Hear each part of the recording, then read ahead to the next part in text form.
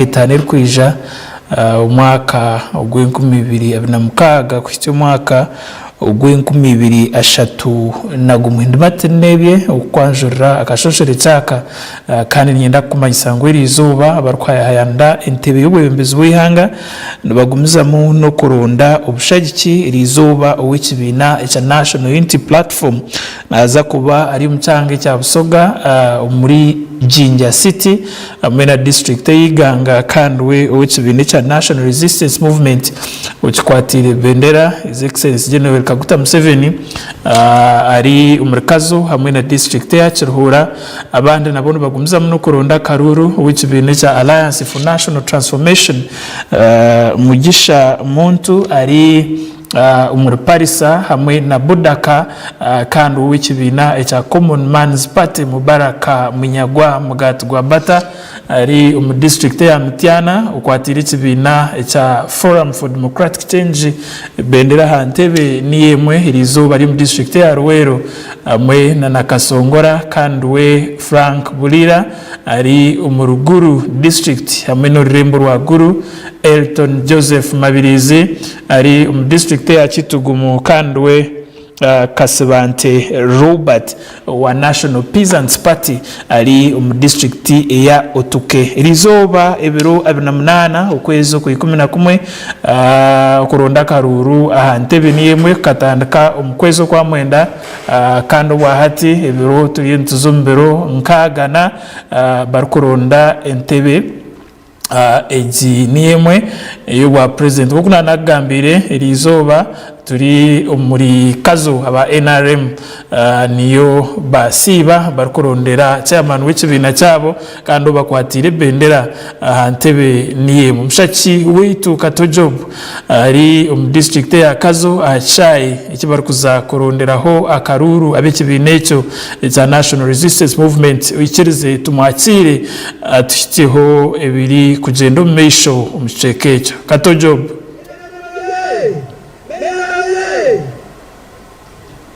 babare munonga umurenge wa Tayari West nakwakira izoberi ekineturo cya kabiri cy'amana NRM kandi president w'ihangeri arokutambara umuankoresa region arukuronda akaruru ahindi gambere gishaha demerire ahacayi cya Kazo district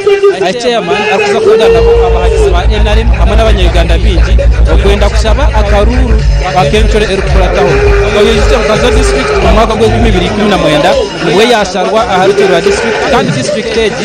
ine population y'abantu naci ine muhendo z'abantu baruka emitoro 81 kandi ine amagombora mushanju na nemereka atana mukaga ntwenda kurebaho nibiki ebikozi bo musweketo ebyo mu Uganda ateme kuba nareba ngo nahereza ekibira cya Rwandiriza Karuru district Sibirezi naza kutandikira omurikazo mukanya kaca kari kaza kwija denda gumzemo azo mu district ya Naasherura aho mwabazyo kandi ama district zombaga no kimangu tunora yekabesha zero aha district ya Mbara umwaka wa 2025 yatandukaje 2026 kandi n'abarisa hamwe n'abahingi twenda kureba intasiya okorije na yongera mu makagabo orukorabira umubyo bwinji no burisa nangwa na projects za government zindi ezi etune implementing nka PDM emyoga sente z'abagurisi ngaga netano hamwe no kongereza sente eziri kureta amakaga abantu gayegere ntasi ayitwemerire twenda gambaho n'abantu bamwe abari yo mushekeki abari kuyamba NRM okushugana s'abantu hamwe no kureta entunguka omushekeki Robert Rwakandare niwe turkwenda gamba nawe izo bari yanyuma abazyo tubetu muine omu district eyantungamo ntwenda kureba mobilization ya NRM abantu tureba jwire yero mukikozere muta kandi ekisane kinchoreka ki aha mu Uganda ori ahero Idoro mzo kusima murhanga akaba ari mukama wabiona no kwikiriza ngo ibintu bibeho kandi bikabaho ntwara muje kusima tayari kuruga kampani uzatandukanaga magingo kandi ngabura kumanyembara kubasima akabana mukora ikintu cyango mbene wano reba mobilization eyanye kundire abantu ko kwereta manya abantu bari mukuramaga abantu nabarana bagenda ebisayi bijwire shere bisayi bijwire abantu nabarana birekanga aho kujya kureba utinza president ebyakozere emyaka 40 tebaira accident ne biri byamagiro mbwene government kuzira ibintu bingi konkari byenda kugambarira mbwene wano rekiriyaha ebishayi bijwire abantu bona hona hakabere nyo no hareba mbwene nsiba abanyayuganda abahore bijwire basheka bariyaha bafaza bariyaha ba bishop bariyaha buri muntu wena naje kunaje kukuma ekine nuvuna ndwa buri muntu okume bikozirwe mbwene tiri munonga bahize bayinaremu uburayizaza mwena nje kundire ibi bintu kakugambere ntunda umuntu kwetunda kanyangu NRM dine byakozere by'umunsi abantu bakaye batakwija bati abantu bakurya nabasiba hano berisa nibeta mu kimwe cyo transport mbene nsiba munonga bahize ba NRM ahata gashikire mwete gatetere n'ija kana shaba abanyayuganda president yanagamba ngendo umuhurre umuhurikize kandi utumungorera kugambira kuba nareba ho takarebera bayarebera mwene ne message abantu barigira umbworo enguto zikozurwe amashomero gakozurwe industrial hub zombekirwe ashubisa abana ba Uganda mbene president wa Uganda akozira ibintu bingi imyaka yahitya ni myaka yakurebera hade munonga akuba mukuru niyo kumanya iyo takwasa kutakota kumanya mbene mbasima abagize ba NRM abanya Uganda ukunda president mbene karugana kitula kasinge kandi mutaje mwaka rukara hayini cyabaho NRM akaburinya mukerebere Robert omuntu orukuruga side za burunga ishembabure arukuruga chenjo chegegwa enguta je yarukora muyaza kwikaha wano mugambira ngo negei nemwe emurion protectinga nakwetegereza enguto haharu enguto ya maramu ne ya maramu kwetaro kandi enguto nentunguka tindase yeka mbweni uvuna nzubo wawe kureba ngo onta hasi kuyambashi urabahanguto nunyi okitara ngo tunuko wawe ukashaka atari cyo kuri abana babata kushoma kandi urabanguto nunyi Kampala nkoransi kabare nkoransi mbara nkoransi hata bagikire n'abagaiga mbwene nguto nentunguka n'amashomero nentunguka n'amarwaro nentunguka tindase yamaka ekukira mununga nikiha enguto gavendereza manye kandi ekizukora amashomero negombe konko rwanise munonga kurengo ne wabasa kwese obusinge oburi umuyihanga orebe ngo wabukozesanye kandi ari shabure ndaharago menaza ni mu mujiro murembeke aba business muteho business abantu bandi bagure ibintu mbwene kwa president aratibuze muceka iwo kabara kuye kiwarembeka akaba NRM yune mubugwayo yuneta ne kwisenzura iwo gwa urukutangereza kureba ngo watungamo obusinge buroho konga tubukoze sege si munonga president ranga we yashira amashita kebemberensi akagomera igitebeka ine mukama muherezo mu president ne imwe bahagize ba NRM ne katayari ne mumwe bari munonga deputy speaker yebare munonga okunda kibira cha NRM munonga Robert ogwe norukurira okusugana sa myeto na neshonga za NRM na director of mobilization omwaka ga president uyihanga natugambara hansonga nibiki ebiryo bikorwa umucekeki kandi twenda kwengerayo kugamba na Jonad engineer Jonad Asimwe kagurunwe chairperson vice chairperson abwa NRM wa Burengero Wizoba no tugambira mobilization age entekateke ibakozire bonka ba NRM okoreba ngo umunya-Uganda yaganyirwamo kandi yagoba ebintu bingi katuze owa engineer Jonad Asimwe na wa atsobo entekateka mobilization na NRM twakwatira engineer kandi basi yapasa nabwo Burengero Wizoba turi tayari west entekateka yanyu no kuronda obushagiki bwa NRM omuchiteke kale nkwenda kubasima mwebale byona kandi nkusima obuhagizi bona obumutolekeze mwebale mirimo yona buli kimu kyona kimu kwakozere kironge kandi omukura abantu nibarabaho oko kuli kusemera kwa muzeyi kyale tuli Kazo kandi kuruga Kazo nitugenda kiruhura amazimako kuruga twatandikire nyoti kahumuraga atuya kwa nyarugire mukaruru kandi mazire kusinga ngatandikiraho kora ne timu zona ha ground mukyo kora mobilization yo mwaka guno vinga in practical issues kwenda kubaka kasante na bitu akarugaho naje tukabantungamo twabayisingiro support ya muzeyi mukagirora na abantu bona abatekereza gango ba Western Uganda is for another group no Western is for his excellence Gen.Museveni kando tukurugantu kwata ibanda bait tumazira kiruhura abantu ba Israel buli hamba Israel kandi nkweta inyenywe nabakyalo muka omanyete mu Western hano abantu bakozi muno arono binda kuikara omuka kandi bajja koma muzeyi baitu nkubasaba muije mutangire muzeyi wanyu mumuramukie nikwa ahura semereirwe okugamba nti wewe tulomuka kandi nkusima hona abantu bona nkatiti nyo itatu tayebwa munywani wange kunkwasa hona mbirona nambiri nkakulibatira ntukoraga hamu kubasaba leka tuhagire muzeyi leka tukome flags leka tuweleza abantu obururu tukwende ekitebe kya NRM kikale kigumire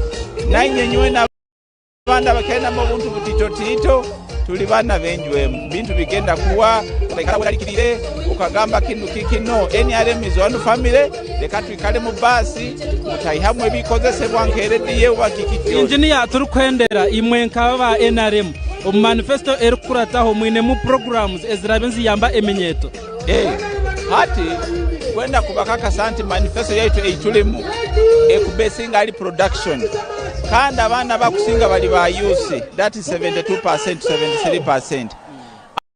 alimu ebintu empowerment ya ba use programs za ba use alimu funding alimu what okuranti manifesto yaitu eno ya season eno tukwenda kuroranti aba use ba increasingire nabo kuba involved mu production bakwate sente zabo kandi bakole development bari munonga engineer ogweni vice chairperson abwa NRM kandi waburengerwa izoba naha yentekatekaye aharuta yayo rwa president twakwatira kandi kwatira mu vibe president ariyo nayijaha kusaba karuru nindebo shemeriro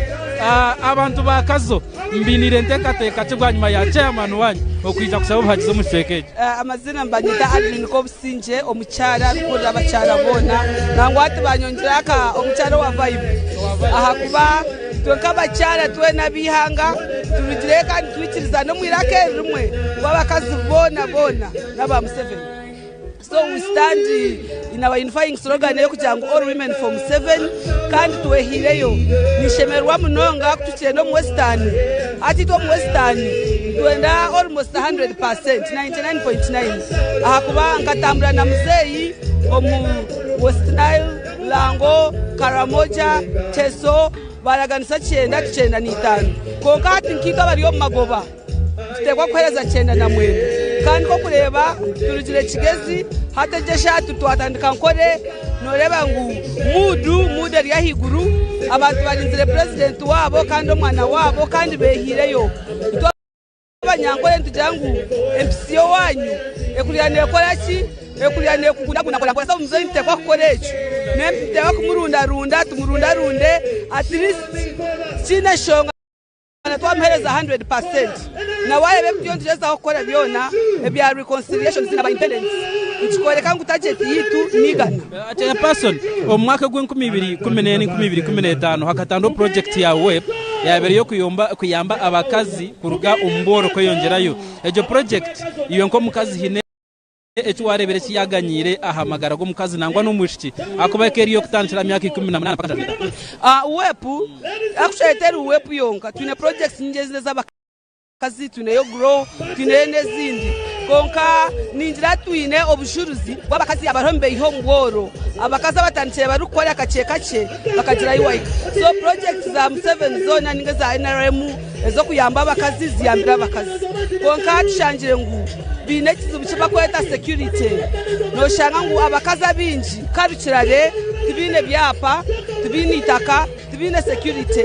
so tiontu addressing first of all itwenka bacyara ba women league shaze mungu nitwenda kutraining abakazi twenda kushomesa abakazi okweikirizamu esikweta mindset change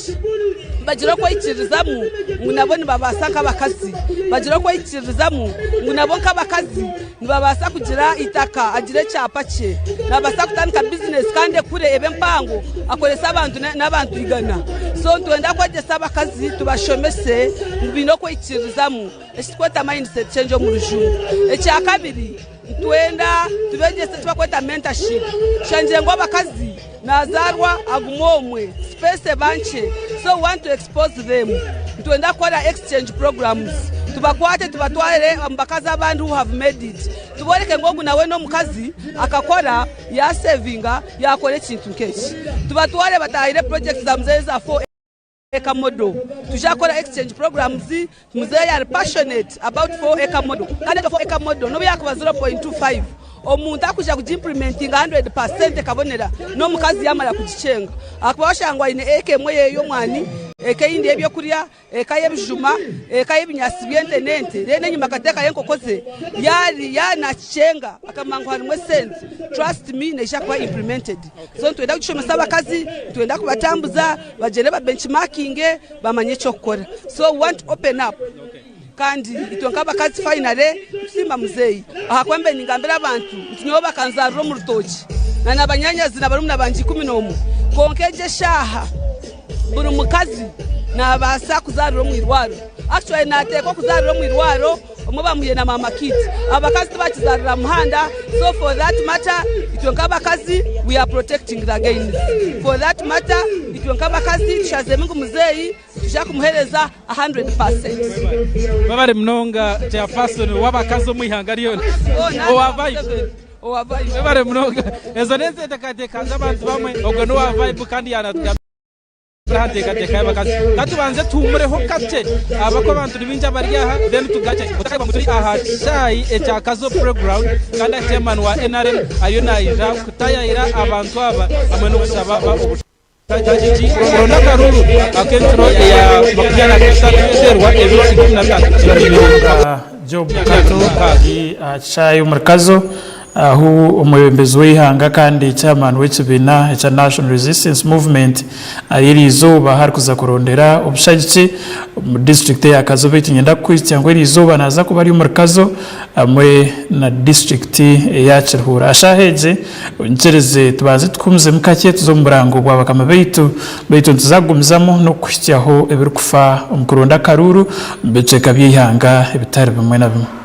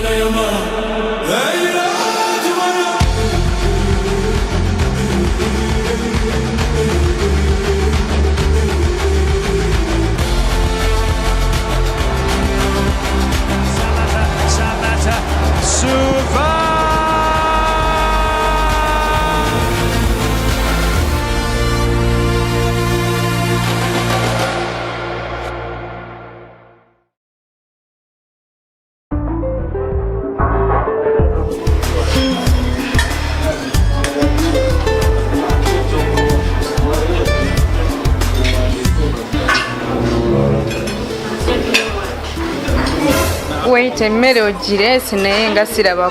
kawaka weekali wano teweerabira leta bubiri sumulula buli alina akacupa kyokunywa kikwongera amaanyi kinywa kufunamu enjawulo kiri ku mutindo w'amanywamu eyo kalimu ebirungo bakalunga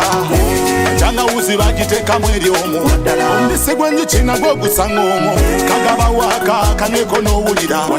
waaka kombucha drink kyekyokunywa ekisinga byonna era nga kikolebwa kampani y'ekyama Enterprises Limited kati gwakyetaaze tufunire ku namba z'essimu zino wammanga 0701 734 339 oba 0783 10 38 16 waaka kombucha drink gw'oba onywa yekka. Ekipya kiguse ku katale kyogera vitamin E Pink Jelly yaguse katale ne back to school packages wangula ne kyogera vitamin E Pink Jelly wamu ne kyogera cocoa butter jelly ne perfume jelly ne aloe vera jelly products zisangibwa mu maduuka gonna mu ggwanga gula weesigero wangula ebintu okuli t-shirts boda TVs smartphones school bags ebitabo school fees watamwemu egaali n'ebirala bingi nnyo gwegula bizigo okuli kyogera vitamin E Pink cocoa butter ne perfume ne aloe vera jelly akalulu kali mu kizigo munda weesige bw'otuuka wakatikati akalulu kajjeemu okumanya ebisingawo kuba noti 7 noti 2 563 oba weereza whatsapp ku noti 7 noti 2 563 fee haba kyogero tugamba clean your skin ne kyogero products.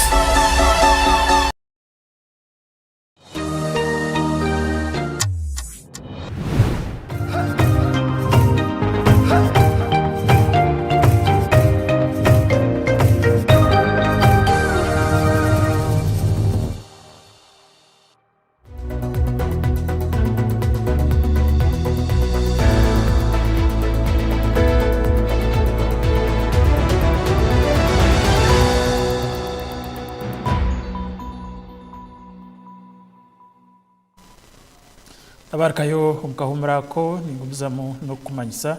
ngubu hati tayari West turi mu district ya Kazo bageze bitu bashyireyo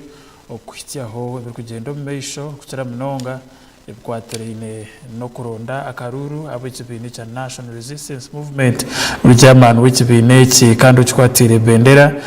ntebe y'ubwa president habo imyaka 5 rukurataho 2026 irizuba niyo arikuza kusiba koko nanagambire irizo kuronda karuru katandika mu kwezi kwa mwenda ibiro 29 irizoba nebiro 28 eby'ukwezi uko 11 twahitya ibiro nkaga neturonda akaruru kandi nienda no kumanyisa ngo kuronda akaruru nukuza kukoma ibiro 12 eby'ukwezi kukubanza na bwanyuma akaruru katerwe ibiro 15 eby'ukwezi kukubanza shahezi nsirize kugareyo wa job kato wa hati uri muri Kazo atugambire ibiro kufa omeisho ubari kugeza okutunga ibitekateko by'abantu batari bamwe na bamwe kutera mnonga abebembezo mu kibina cya National Resistance Movement mu cyekecho ubu bari kugamba ibiri kukerayo bakozere ng'ikibina cya NRM kandi nebishemeire kurindwa nkuko bari kugamba ngo neba protectinga the gains zikiri kuvunurwa ngo barinda ibyakozerwe kato Kazo playground chairman wa NRM akuza kwija hakushaka Obushagiki ekiro nekiro cya kabiri arakutaya mu district za Ankole sub region kandi gishaha naza naija umudakikanje achayi kandi mu district ya Kazo then aho misho naza kuba nayongerayo mu district ya Cherhura twenda gamba hona umunyishengero MP w'abakozi omuyihanga abakozi hine gains zibagomeremu na mnonga Omuri Kazo ezo kugira ngo chairman wa NRM yanashaba obwebe Obushagiki nibaza kumuhereza karurako ayebare mnonga twenda kutabarutsia fraga beara wetu wa NRM nk'ekibina twenda kwebaza President Museveni okwikiriza kuba fraga beara wetu ogundu murundi kandi ntamya nguyagumiza tuza kusinga karuraka konka eshonge nkuru ekituza kumuhera karuru abantu ko kwaregamba abakozi bona n'abantu bona tugobere mu munonga nka sek member w'abakozi rukitamo mu kachiko ka NRM n'ekintu kikuru munonga ngunyemerere ndondere Museveni n'akaruru abo kuba NRM creatingire mirimo mingi etererize embera yo gukora mwene basa kuba nivuramu konka tuyino mugisha wo kugira ngo tubasa kuzwekerwa mu parliament tuzwekerwa ha district kandi tugarice tugambe bizo byetu kandi abakozi to ebyo byona usinge mu karetwa NRM kandi tariho mukozi uri kubasa kora ataine nguto nungi ataine mezi marungi ataine office nungi ebyo na NRM ebikozereho nabwo icyo tuza ujagerera nk'abakozi twena tukashita matwasharamu kozi ngo tujagire kandi turebe ngo yarabamu egarice yebembere ihangeri yo gundu murundi okay webare mnonga honorable Rwakajara ndakongera no kuganira NRM Omuri Burengero Reserve twakwatira mwebaze mwine turiye live atayari wese amazina ganje ninye mwine tumwebaze ninyebaza abahagizi ba NRM mwena bariyo ko bayino batureba kandi nyongera kubencouraginga tutere NRM tutere ba flag bearers bitubona ba NRM kuriza simansi baka yigura presidential candidate witu imwe nkamenyeto omukoronda Obushagiki bwa chairman wa NRM omuri manifesto y'ikumangu washomere mu emyaka 5 kurga hati mpaka 2031 eminyeto nezaganirwa munka hati I want eminyeto ya Uganda tuganyire mu mnongo mbutegeki bwa president parliament mzee atakizire tukata represented ninzira youth MP abandiza kija mu 1996 beyond that twazira councils tuzagira some sort of funding zaba active konka of course achiro room for improvement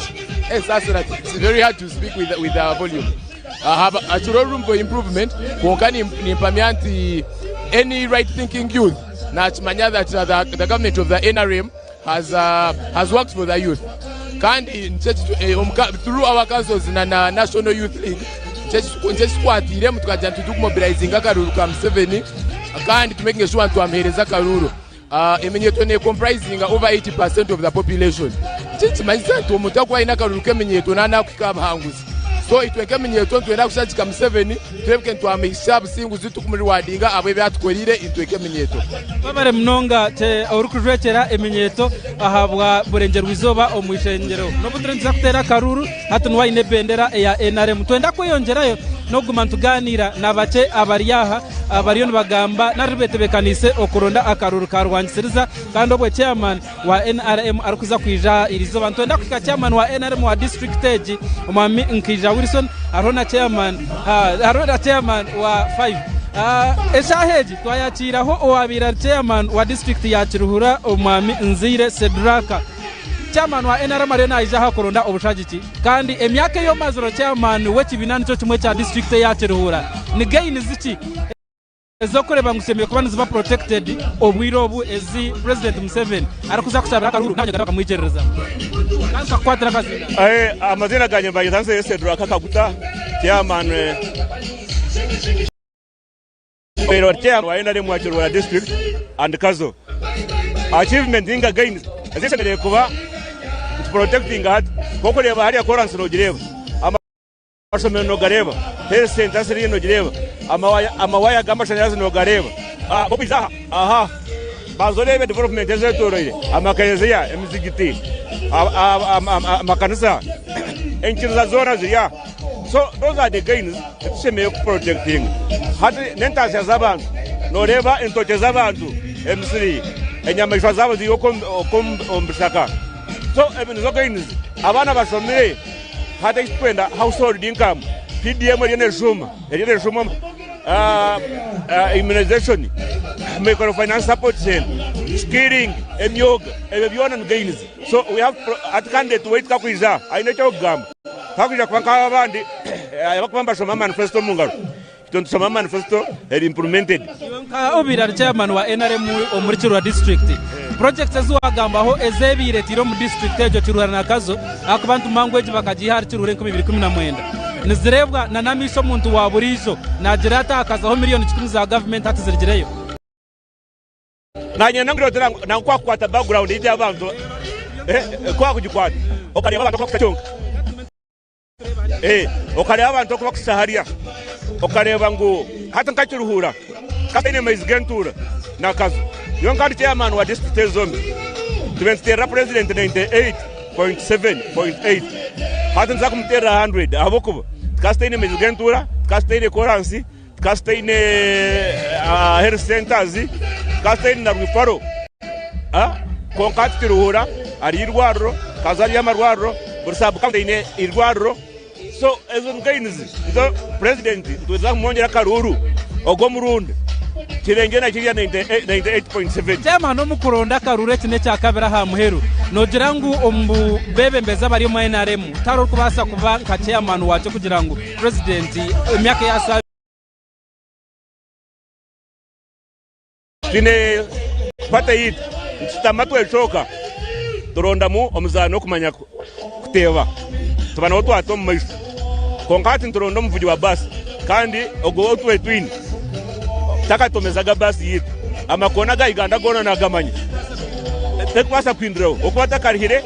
kandi amakona ga iganda gona na gamanya na mayaga aga insecurity kona ga AIDS ngoguno mwindroto tiyontu monjera ba conductor tiyontu monjera bashabazi ba flag bearer batembe basi chairman NRM eroho bwanyuma ya president Museveni agent party ni mass party budgeta mass party kokuza kujiroti twine structures manyakurga president baka yosi twine 72,000 villages buru village haba abembezi 30 hata nonjangu structure yake na rigawet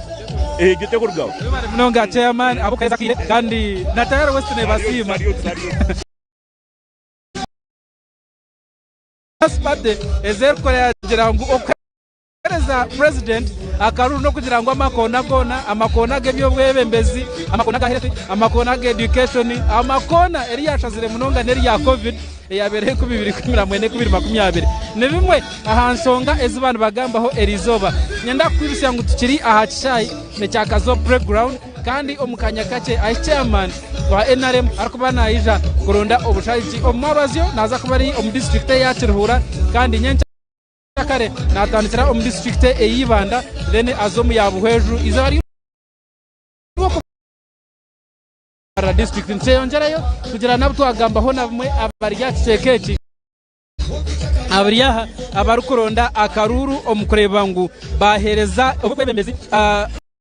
kureba ngo enseji yagenda neye toara je baronda akaruru ka NRM Obushagiki ndi job kato kanyenda kumanyisa ngo emekoreje negenda kandi twe nkataya roast tubaganza kugira ngo tubaturu butunu kurigeri izoba mpaka izoba eribara hendere akaruraka nikaza kuterwa ebiro 15 kwezi kwa okubanza omwaka gwe 2026 ubarato taha twine aka NRM akuturiyo abari mnonga job kato hari nagumiza muntu kusitiaho ebitekateko by'abantu batari bamwe na bamwe ukira mnonga bebembezi mtsubina cha National Resistance Movement barukwereza ebitekateko byabo barakugamba ibintu bitari bimwe na bimwe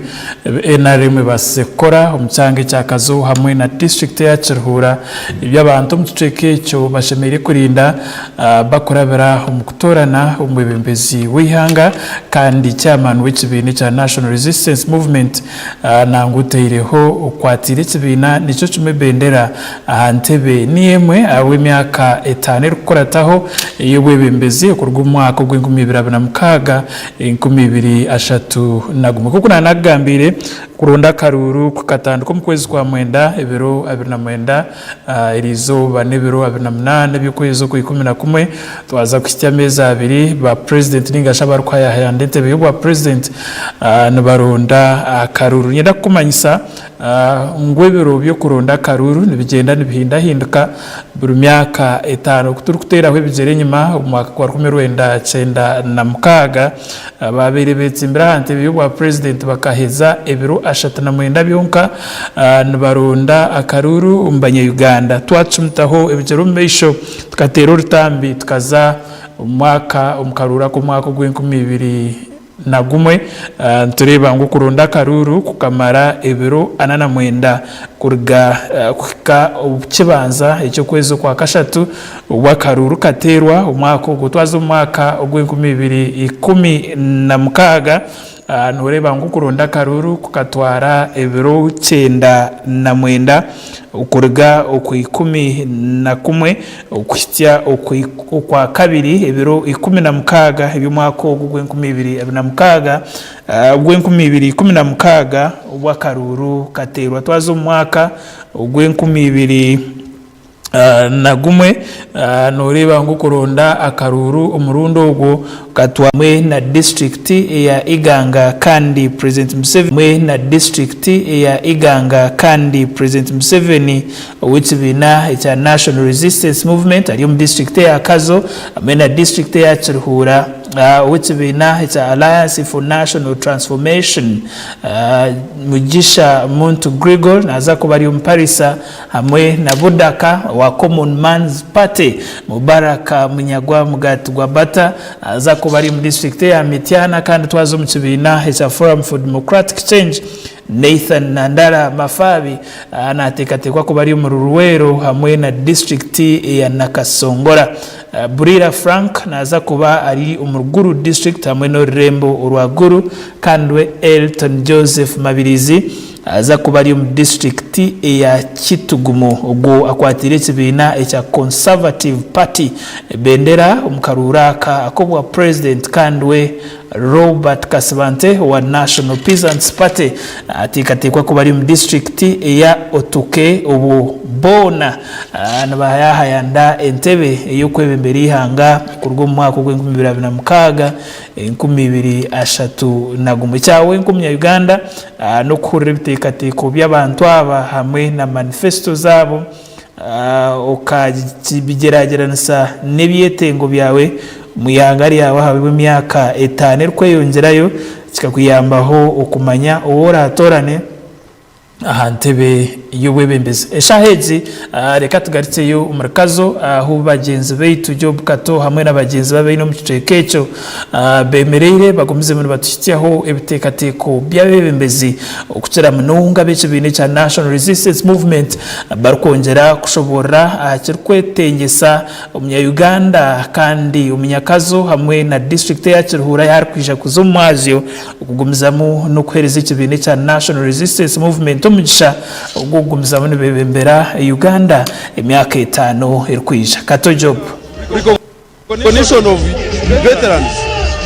aha mikoro twenda gukora national ceremony yituka y'aba veterans ebingi bikakora byo konka ni manyangu twaheza mobilization n'akaruka mzeyi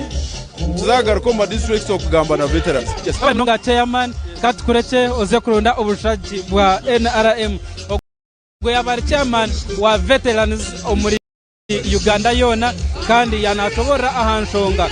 ezitari zimwe na zimwe akubetekanise kurunda obushagi hamwe n'akaruru ka NRM omukisekeki na nentekatekejo eriyaha twayatira Dr.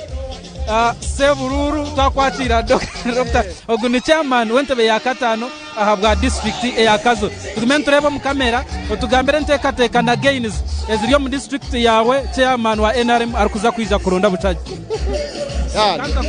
nabanye tarevuranda mu kishasa anka kwatira kazinda banye tarevuranda samwiri mu kishaka tukunda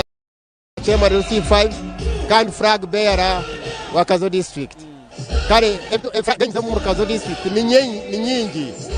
wazo mu department zaitu wazo mu nguto wazo mu mashomero wazo mu marwaro waza omuntase y'abantu NRM ekozire bintu bingi omurikazo abo kwa twine nguto nungi tuombekira amarwaro gitanga mengi obuhereza n'uburungi mu mashomero tuombekire classrooms zirukweyongeraho twarwikurutinga abashomesa obuhereza omurikazo really minjangu kutrant gamba gains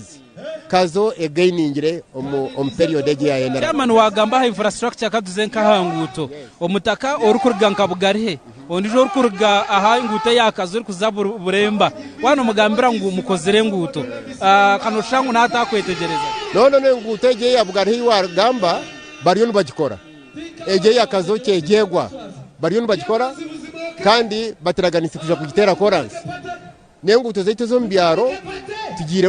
tuzikozere okay enguto zitaka zone igumiza muno gumani no skora ni siskara no skora konka network yiti enguto timbo mutaka hata challenge estinemu ni kama shanyarazi n'amaizi konka nyina mbatsiko ngumzeye kwa kushikaha kama shanyarazi n'amaizi naja kugira okuyabigambaho kureba unabo ya twakenuka omurikazo ombyo bwegese ni manyangu technical institute yo murikazo no jimanya hariya wanoza rwanyamuzira kano shangwe garkira hansi ejo nayo ni gain e president na NRM protecting angwe gumeriete kare technical school yo technical school yitwine om district abo kuba bur district ishemire kuba ine technical school kandi technical school yone yamba bana baitu kubaheza skills ombye mikono omyoga ye mikono ne ekine mwe birukubura mu bike konkanyi n'amatsiko uneza kutebekana then imwenka structures nimuza koyongera yo gukora ki mpaka 2015 koko bana hati tukurgo muri yeki okutandikira RC1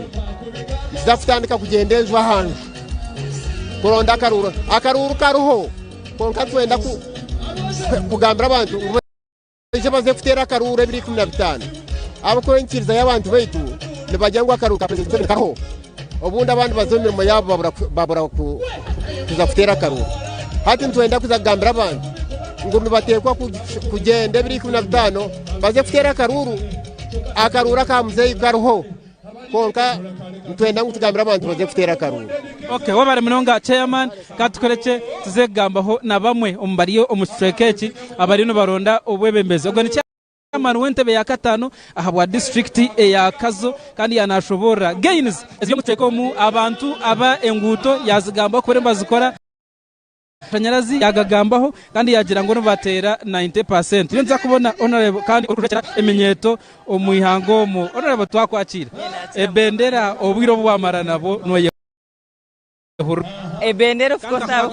akujara ngo ndi NRM kada ebendera nije kuruza minonga kandi ni nsima minonga emenyeto abo kwinchirizamu ekajimpereza kandi shabangu in the same spirit okube ichirizo mbendereji beichirize no mukama we bendera our party chairman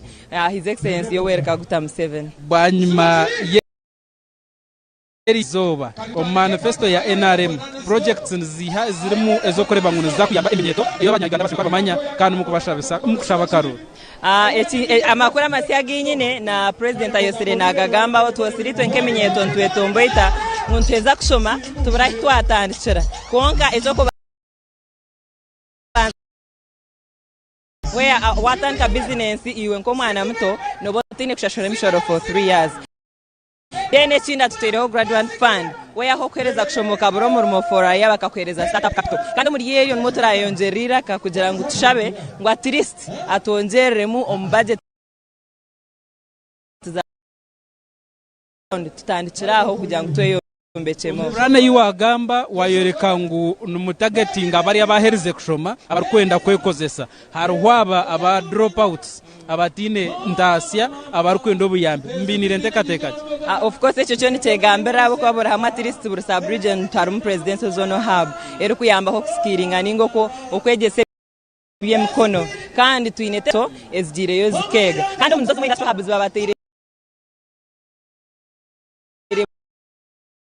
kutandikiraho niwo kokore byawe so eminyeto turiyo tugenda mpora ngo muganda ntija eminyeto eyo kujwekera etwire ine challenge yo kugira ngo neba involved abebembeze mbagita omurarizing case nangwa zitarumwe zimwe bwanyuma yerizoba mujebwa entekateka yabo kugira ngo bagume nabarebwa kandi mbamanyo mwihanga ekirungi president akatutekateka we yatuteraho structures zeminyeto twine NRM Youth League twine na National Youth Council kandi twine kurga cyaro paka ahamurka na hagombora na district so yes ababa it is up to ababa parliament ba member area of parliament kutufaho kongane itwe twenga twine structures zeze kandi hariyo neck hariyo nitwe ba flag bearers abahanga yatarabize mukarabamuze twakora neza structures zenyini kuzempowering kugira ngo buri kimwe cyone tukuzo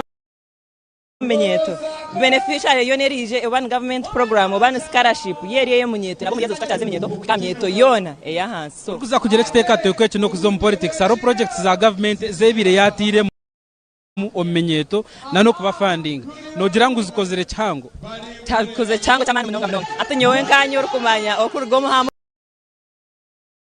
no kumechi kumanza kunkureba na wareba wayetorora za Kazo wayetorora za Chura just weta na kito nango nitwe muzano zone noreba ngo government watansira ari ya skilling warebe miyoga abana bayinebihiremu 30% PDM yes ne basakwekiri ya rate nje konka 5 years ago ine minyeto enye cheganyirwemo so tuturiko bimunonga just nakongera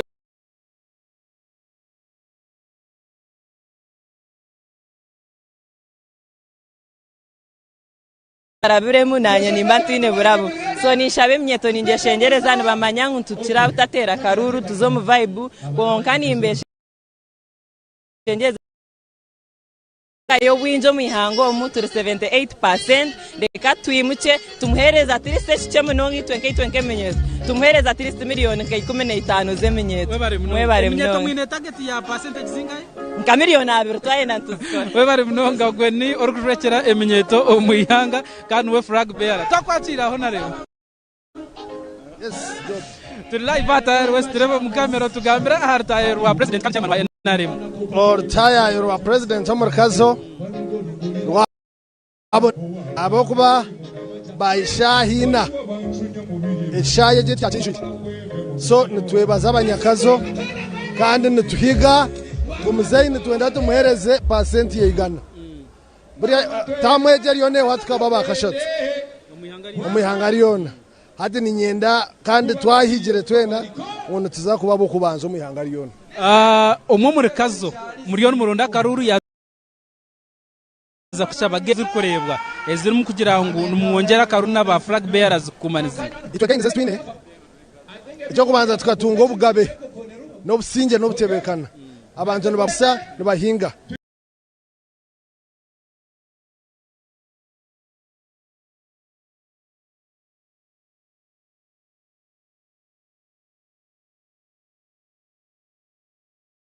aramyo kubar kwenda abakazi tubakiterwa sente zenguto zizire akatuhe byoma byenguto turiyo tuombeka amashomera Brigade Schools twine health center series kwa 8 mazima nibingi tinkabara nabeza of course nitwenda kutamana menji ahamizi n'amashanyarazi konke ebinji twabikoze wagamba hamashomero tubanze tereho tokenyima kace in technical institute takiziro muri Kazo nanangwa ne yabeneza buremba konkeje yakaziba yargirershere ekahikaha eriyo nesere ne garkenyima umuntu wakazo amujyangwa nayo ni gain ahabiye mikono Naasherura speaker yatugambira yatugira ngo budget erakora teo nibazafuta emishara y'abashomesa hamwe n'amashanyarazi gatekenko mbe neco kirinke cyahuye konkadiri steps imbebirho tekenko yakiza abana 200 so gain no lengwe gisireta gain teiziriga nazindi turiyo muri kaga n'itanu obwiro bwo maziro cya person wakachika ka infrastructure nicyo cyo kozira muri Kazo emekusime twine byoma byengutu road unit nsya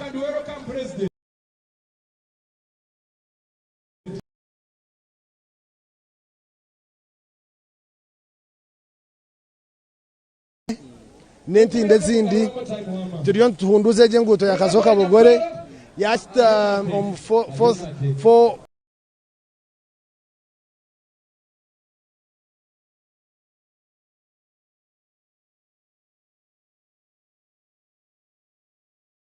amagombora gaitu abiri bariyo bakora ebyapa bya Obushagiki kama ebyapa nacyo kiri mu kachiko kanje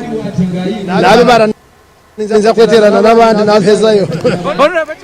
hago mugezi wetu Job Kato ari mu district ya Kazo aho mubembezi wihanga ari kuza kubanza izuba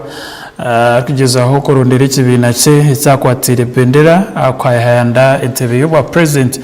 w'imyaka 5 iri kwija ku rwego 2026 ukitya 2031 bibembezo mu cyekecho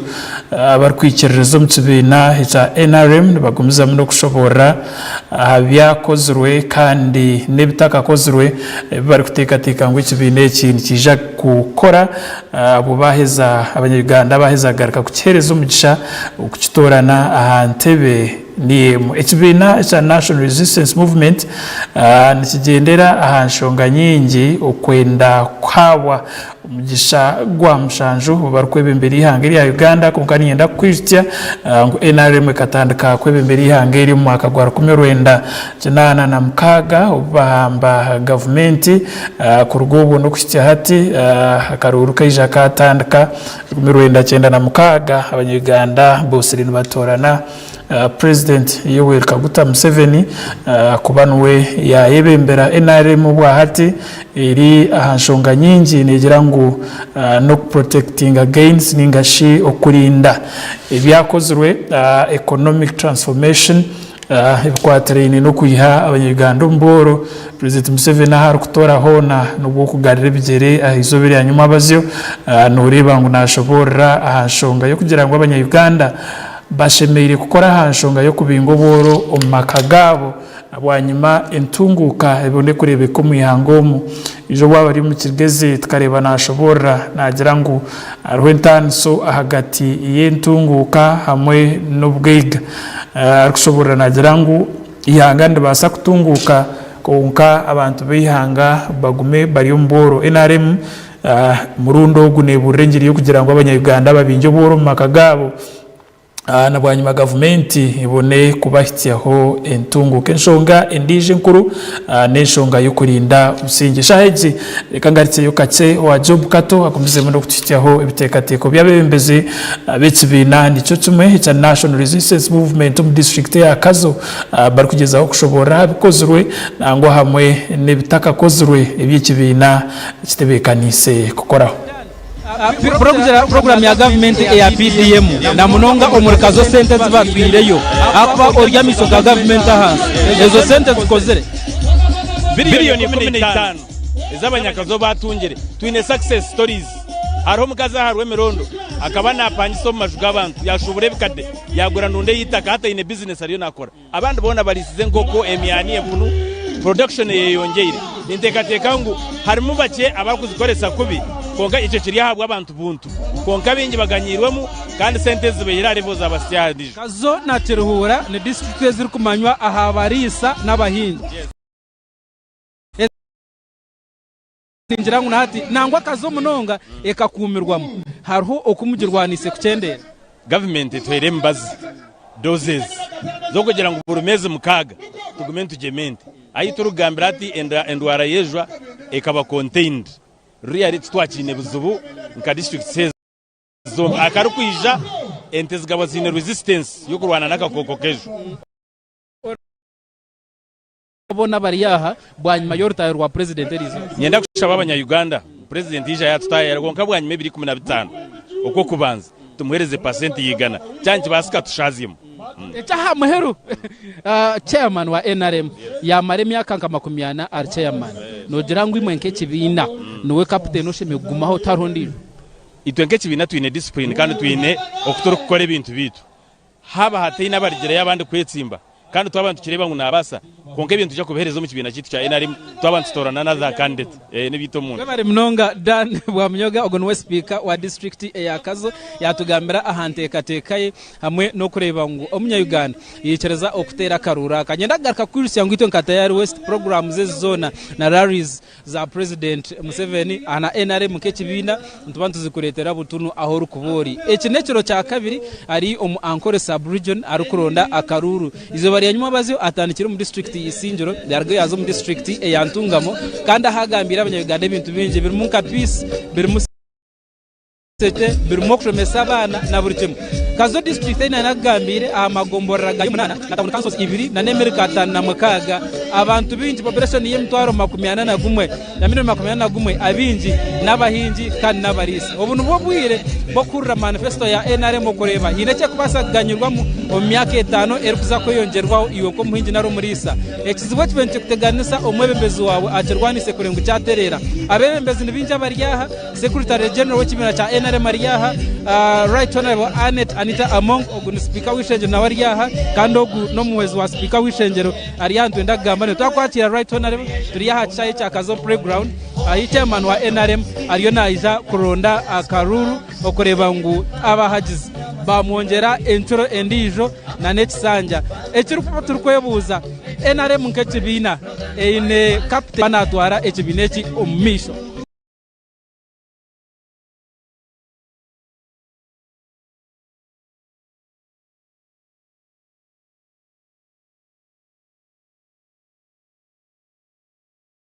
gogu niwe kapitini witu niwayebembire mirimo yitu kandi ntureba ariyo natikoraje so tinkureba bwacyeco nicyo kwebana tine no kumwesimba okay so kureka kapitini ine na time yakorana so kapitini takuza nawe wamteko muchayi okaja ngo ine kapitini rungi to ine zana kapitini witu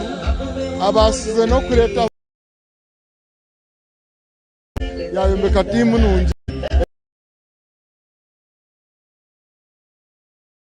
piwe strekechi niwe cya wakati kwa nbetombo itobwire buringwa aharuguto rukurgaho mutawuni rukarukumizamu rukaza sembabure orundi rukaza cegegwa murunire ntekateka ki omu manifesto rukurata ezezi nengude zituyo ntizakora Honorable Chimosho abe yarezinze munonga ebe bintu mu parliament kandi wari chairman wakachiko tori chairman wa kachiko ka constituency anaka chiko kihanga okay konka hona ebo chimosho ni manyakoze cyangwa mnonga cince mihando yongire ni njomu ni ndabamo hacire mihanda yabo nerabwa imihanda bakajigura kandi orugudo na mnonga orakazo cegegwa uretiyontuza kurukora mu biro bitari bya hare sente zimwe twazibwe konka birugira byengudo byonka president muza kubyama akora simuza kugera ki abuko najija mwene ni jaw kanareba abantu baboro so Kazo nemwe eine gombori 10 okay konka mugeze gombori 10 andi kugambira Kazo egomborora no eitunje billion 15 eza parish model twakwata abantu bari kurenga omutwaro gumene chweka Kazo yatunje miliyoni zikwika 9 ezemyoga kandi ezi ni program ezitu yonti kumiza munazo Kazo agaga amagombora gazo gona hati agashime kwa gine so habya amashumo erione yakoraje ni matine na technical school aha nubwo technical school taka herize teka mabashomesa konkom budget kuzamu gudo ebya chorus Kazo mama chanyarazi so abo kwa kazeji also unique karugama barwani bitu bingi echo kureberaho omugenzeri timu na rugakazo ijo nkanyiziraha kombe kachachi na oko echekindi ekinecweka cyabarisa abarisa binekizi bucengoha president na neja president atire mamani mingi munonga aha kintu chengoha tutire musente nyingi naro ya Njomba zigwengo twija twagira mu professor Kawa Makere lakini yeye abi president support nje munonga nabo kukoromba zigwengo twija twagira mu omwami tumusine sanga vets bad developingire tulioni twatani sana so then agwejwa hati nagwe president akija tukashanga kizibe cyabire kiriho kukakujya ujya ngo government eguro mu bazigwejwa konka yeza kugurogo mu bazigwejwa egaruke guhereza abantu hati government ikere mu budget so abantu bajya nkunkitwe kanti gwebasi hata muntu kuntwine mabantu abinente ziri kurenga 10 oshanga no jano nda kumugabiro mu bazigwejwa gwabusha kandi obwe ainente ziri kurenga 10 so hati tiro police bajya government egure ogwo kubanza okay twaheza controlling such distribution na quality ogogombas then government abantu bakazo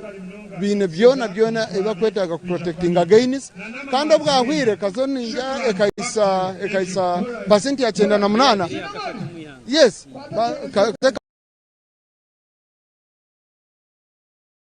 Kazo neza kutereza hata isena percent bakande sabasinjirwe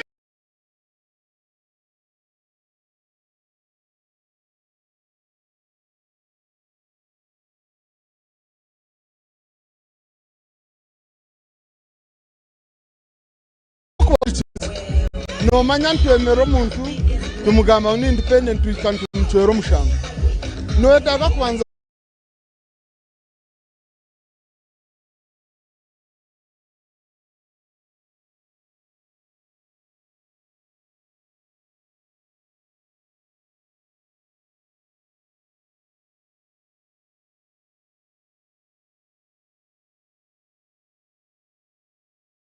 murundo gunubejana bagira ngo turinde bikozwe cyo kugira ngo protecting the gains kandi bikuru mununga bagamba abusinje ningashi peace and stability bari kugira ngo ubusinje nikikuru mununga hantunguka yihanga ngo haba hatari ubusinje NRM na government iyo na baretsere yangeri turi kubasa kugenda mu meshi kindi ki government ya NRM ningashi kibine cya NRM barkwebembezo mu karuraka bagamba hanshonga ya economic progress ningashi bikwaterine no kutunguka ambientation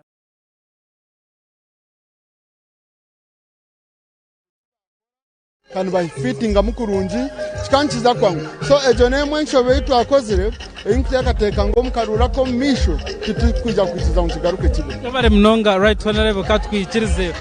umiro mukate ogweni omuhezi wa speaker w'ishengero ya Uganda right honorable Thomas Tayebwa kandi yashobora okwagerizeho namani go kureba ngo yagamba nabo abaruzingira karuru aka primaries abantu bagezeho kugaruka independence narumwe bakajoininga na pati zindi okubikirize bakarega mu ngutine uvaguzire tino baraganiso murimo nedekateka yabo banywe bagambera bakikiriza ngo bawithdrawing ahanshobi ezabire mu omukaruru nko kamwe abantu abamwe bakahendera bagire ngo mu tribunal kujuriza yagira ngo bakakoresha bitu bareba ngo embwanyuma yakarura ko tubahumuriza abantu abo mbona ubu nubwo buri kugira ngo baza korgatkenga emwaka gwe 2023 kuza kutera karuru akandi akarwangisiriza ko kuronda barabakwatire bendera bakaba bashitamire n'abantu batarabona namwe okureba ngo baba humuza waza kwesimba kwako bayasinjirwe arekero watwara fraga agarche omiso projects eziri mu district ya Kazo eziyagambaho nkamashanyarazi enguto na president okuyagira ngo kuyagambire ahandwara ayirite Kazo na Kirwa districts eziri kutegana sabantu ahabwe ndwara yejwa endwara yengo ahabwa amatungo ayirite ngo a population za districts zezona miliyoni 8 abarimo mu Uganda no kugira ngo abinje n'abarisa n'abahinji population ahadakika nka abantu miliyoni 50 n'abarisa mbone bashimika batunga embazi y'amatungo kandi ja government cyo na yakitire omunkora okoreba ngo cyagendo misho kandi banze tugaritse yo omu studios mbara ay Martin nebye ari nangera kutera tochi omeru kugendo misho kandi na okutunywana sa ito na buri misho omwabazi yaho president naza kuba naza omu district yacyurwa hati akiriyo naza kwija aho muyakaza katugarre mu studios kamukuzi bare kato jobu abo mu mugoro koro kukira mnonga mukutunge bitekateko byabembezi bekibina ahanshonga habwe incho myakazo ashemere kwetera umkifuba akagaraka katora n'ikibine cha National Resistance Movement abo murundi gwa mushanju ukwebembera ihange ko kurani kushobora enaremu iziro mutwe kugira ngo protecting the gains ningashi ukurinde byakozurwe kandi bimwe abyakozurwe bibar kugamba harimo ubusinje hamwe n'ubuteka kandi harimo n'ikirkwetwa economic progress ningashi okutunguka okutira munonga umbientasya mwe nemiture y'abantu mu ihangeri ya Uganda nshoge ndijo y'ikibine cha NRM kirkwebembeza no kurwana soboro ningashi poverty eradication ninga poverty reduction barkurebera umukutendeza kutira munongo kwihayo buceka ashatu nabera harigana urugamba kuba bukiriya hansi ningashi cyo muzungu arkweta below the poverty line abantu abo abakine oboro kindi government ya NRM kwendera ubutegetsi umurundi rwa mushanju no kugira ngo benda kutungura ibyo buherezo kutira munonga bikwatrine n'ibya teknolojia ningashi icyo mjunga kweta ICT ninge cyo kubasa kweta ibya kanyabwenje mu ihangeri ya Uganda bagira ngo umusingi gwa infrastructure development bagutandikiriho na habwecho abanyuganda babaherezo gundi mugisha babase kongera ummeishe batandikire ikindi n'ubuherezo bwa butosha ningashe cyo mjunga kweta social services burumu ibyamagara NRM neshobora ngo imyaka 40 yaza kumarumbu bembezi wihanga abana tabakifera marwaro nanguteri no kugira ngo abana tabakirwara ndwara ziri kubasa kwetantarwa kora birumbe bazi yo kujema kapolio mizozi hamwe n'izindi kuko ohirehwecho hariho nabanda betsimbira hantebe niyemwe binabyo ubutegetsi birumbe bine cha National Unity Platform ikwatirwe Robert Chaguranyi Center mu hebendera rw'ikibina cha Alliance for National Transformation ikwatirwe Mugisha Mount Grigol rw'ikibina cha Common Man's Party ikwatirwe bendera Mbaraka Munyagwa Mugati gwa Bata rw'ikibina cha Conservative Party Elton Joseph Mabirizi nwakikwatire bendera hariho na Robert Kasebante ukwatire ekibina kya National Peasants Party bendera hariho ekibina ekya Forum for Democratic Change Nathan Nandara Mafabi nwakikwatire bendera ababona nabagira ngo NRM haine bijiremire nahabwe cy'abanyayuganda bashemere kubahereza kagisha bakagira uko bahindura mu kwistya mukake ukwatire NRM bendera ari mu district ya Kazo hamwe na Kiruhura kandi ukwatire ikibine cya National Unity Platform bendera ari mu rembo rwa Kazo w'ikibine cya Alliance for National Transformation Mugisha Gregor Muntu ari mu district ya Paris hamwe na district ya Budaka wa Common Man's Party ningashi uwakweto worsania Mubaraka Munyagwa Mugati gwa Bata ari umurimityana kandi we w'ikibine cya Forum for Democratic Change Nathan Nandara Mafabi ari umuruwero hamwe na Nakasongora Bulira Frank ari umuruguru hamwe no Rembo hamwe na district ya Guru kandi we Elton Joseph Mabirizi wa Conservative Party ari umurikitugumu Robert Kasebante wa National Peasants Party ari district ya Otuke nanigeza ho kushobora ngu aba abetsimbira hakibine cya NRM abarkwenda kukihumbwe bembezi beineshonga zabo nyingi zibari kushobora bagumize ngu NRM bigeremere kora ukutira munonga abantu bashobora nabagira ngo enshonga za demokrasiya zigarikireho enyuma nibendangu nabo bakwatemu babase kugira iki batereza ukutira munonga hanshongejo ya demokrasiya ikindi abantu betombo itangu government ya NRM tehire mugisha abende bitekateko bitarukushana nebyabo ngo tubari kubahereza kagisha kukohereza abanyabigande bitekateko byabo nibaguma nibabatera hamutwe babagira ngo kagwa ikindi ikibari kucira yo kwetumba itereke bina cha National Resistance Movement n'icyo mjungu arkweta weekend institutions nibagira ngo ebitongore bya government ibitare bimwe na bimwe tebitsine mane nibenda ngo batunje umugisha gwo kuzo mu ntebe niyemwe babase kugararamo ibitongore bya government amani nabwanyuma abanyayuganda babase kugira umugisha gwo kwikundira umunsi yabo kuko baragamba kandi ikindi bagamba hanshonga y'ubushomankuzi ibar kugira ngo nuwe yongera kutimba imizo mu ihangomu bagira ngo batunga kagisha kuko ebembera ihangeri nibabasa kugira itafari bataho ukutira munonga kurwanisa ubushomankuzi umwihangomu nyenda kumanyisa ngo government ya NRM ekaza umbwebembezi w'ihango mwaka gwa 1996 konka akaruru kakatandika umwaka gwa 1996 bwanyuma ya constitution ya 1995 yaretsere hazaho ibintu binzi birimo term limits presidential term limits izire zikahaho zikargaho umwaka gwa 2005 kandi aroho n'icyabere nikimanywa nka age limit nacyo kikayija cyargaho abweshonga zitari zimwe na zimwe hezishengero yihanga yarebere rikareba ngo ibintu ebyo bishemeye kuhinduramo tugumiza muno kwityaho ebiri kufumbiceka byihanga ibitari bimwe na bimwe ukutira munonga ahaba kwendete beyo president bari baronda ubushagiki ahantebe niyejo myaka 5 rukurataho iyo mwaka gwa 2026 2023 nagumisha heje nzerize mbazi kumze mukakeni yenda kumanyisanga tayari wese ntwenda kwinuka ukoreka ebirukufa umurikazo butuno ubukwatira ikibine cya National Resistance Movement bendera rukurundo bushayicyo mutrekecyo nabwanyuma ija kuza mu district ya Kiruhura.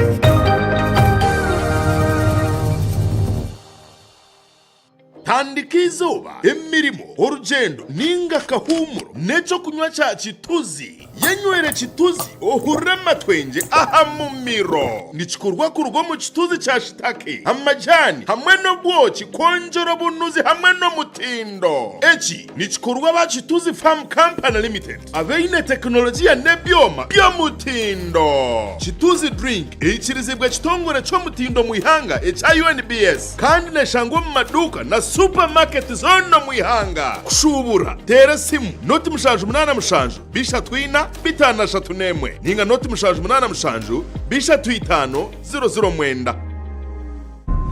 Every journey begins with a strong foundation, from bridges that connect us to power that drives our future, from towers that shape our skyline to railways that carry our stories, from welcoming gateways at Entebbe to the roads that open our protected lands, to the landmarks that define who we are. One name that holds it all together. Built strong, built to last. Built with Hima Cement.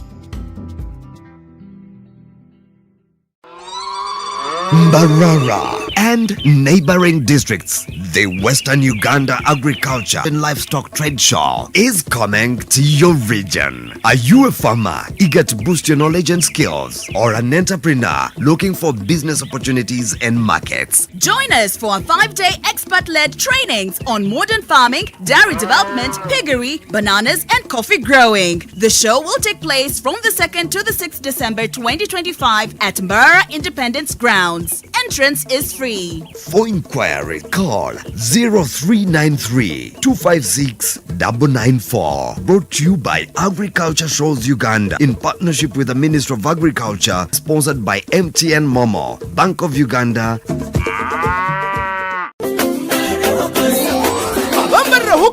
abari kushangwa proti namba 17 garage street abatwire ni batwisiyeho ubuhereza bwo kubika no kwewura amagoba make batugabura umubishoguzo byabo byo kumara imyaka 10 bakwereza abanyayuganda bijane koransia on promotion yo kugarura aba customers ba bakurabira mu kubahereza bicyonco nyamwinshi okurugabira 20 byo mushanjo mwako mpako kwa kashatu kwe 2024 batera hood drive ahabwa aba customer ba nabo kuganyurwamo ahe turatungire bicyonco nyamwinshi tukurabira mu kugura imigabo umuntu uragura imigabo ya miliyoni 10 no kwiyongerayo no kwihangura romusiyasi gwafice ya digital iyo takwetenga n'amajuti kandi baragura imigabo okuruga miliyoni 1 n'imitwaro 9 okwika miliyoni 6 ogwe nayihangura rente boy fresh ni yamate kandi abandi kuruga miliyoni 6 no kushoma hasi haruhe birabonyamwinji nkembuzi emifarasi za TV t-shirt n'ekofira za hokasako hamwe n'ibindi byinshi kandi ni urayetabo muhureje ukareta aba customer kugura imigabo abaryo muri 15 no kwiyongerayo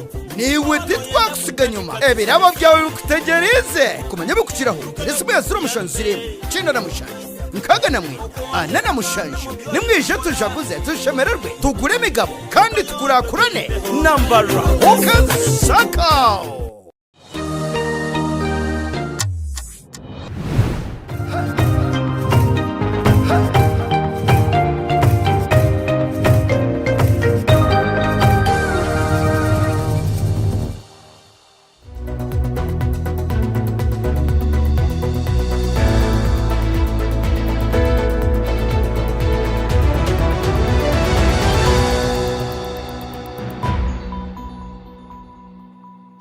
tabarkayo mukahumurako niyenda kumanyisa ngo ntugumizamo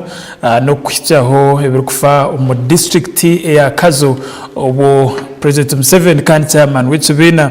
cha National Resistance Movement kuza kutandikira kuronda ubururu izoberi hitwagira omukahumuro ningezaho kureka ahabyafayo ebyo karuru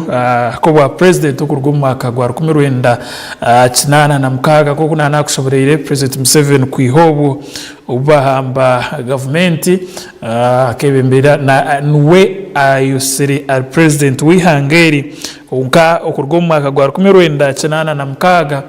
ku mwaka gw'2025 gavumenti ikendegendera umcyabere cyetwa movement system ahabere hatari karuru akebina kureka abantu bakandi betsimbaho nk'abantu babatorana nk'abantu kutari kukuratara ebina byabo ku rwobo 2025 bwa referendum abanyarwanda bakatandika kukuratara ebina bibi butegetsi bitari bimwe na bimwe kumanyisa ngo ku rwo mwaka gwa 1962 ubu Uganda etunga independence Uganda etunga independence entaros kabaho nyinjaho akarura ka 1996 nuko karura karigambwa kuba kabiri kari akaruru akabiri kagarra abanyarwanda amatsiko umutima yabo lebekangu demokrasia yabasa kugaruka mu rundogo 1996 akarho president Yoweri Kaguta Museveni uruhobwa hati wabero yitsimbere na pose mogerere wabero independent obwirobu abuko bahakataro bibina bibi butegetsi konka akaba inebtekateko ebyekibina echa Democratic Party kandi Museveni nawe akata inekibina konka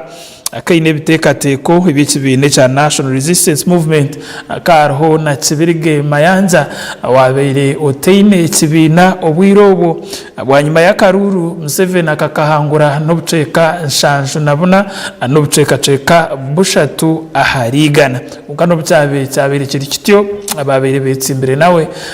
bakahakanisa ebyarizire umukaruru bagumize ngo arho ibitaragenzire mukaruru akenkumibiri na gumwe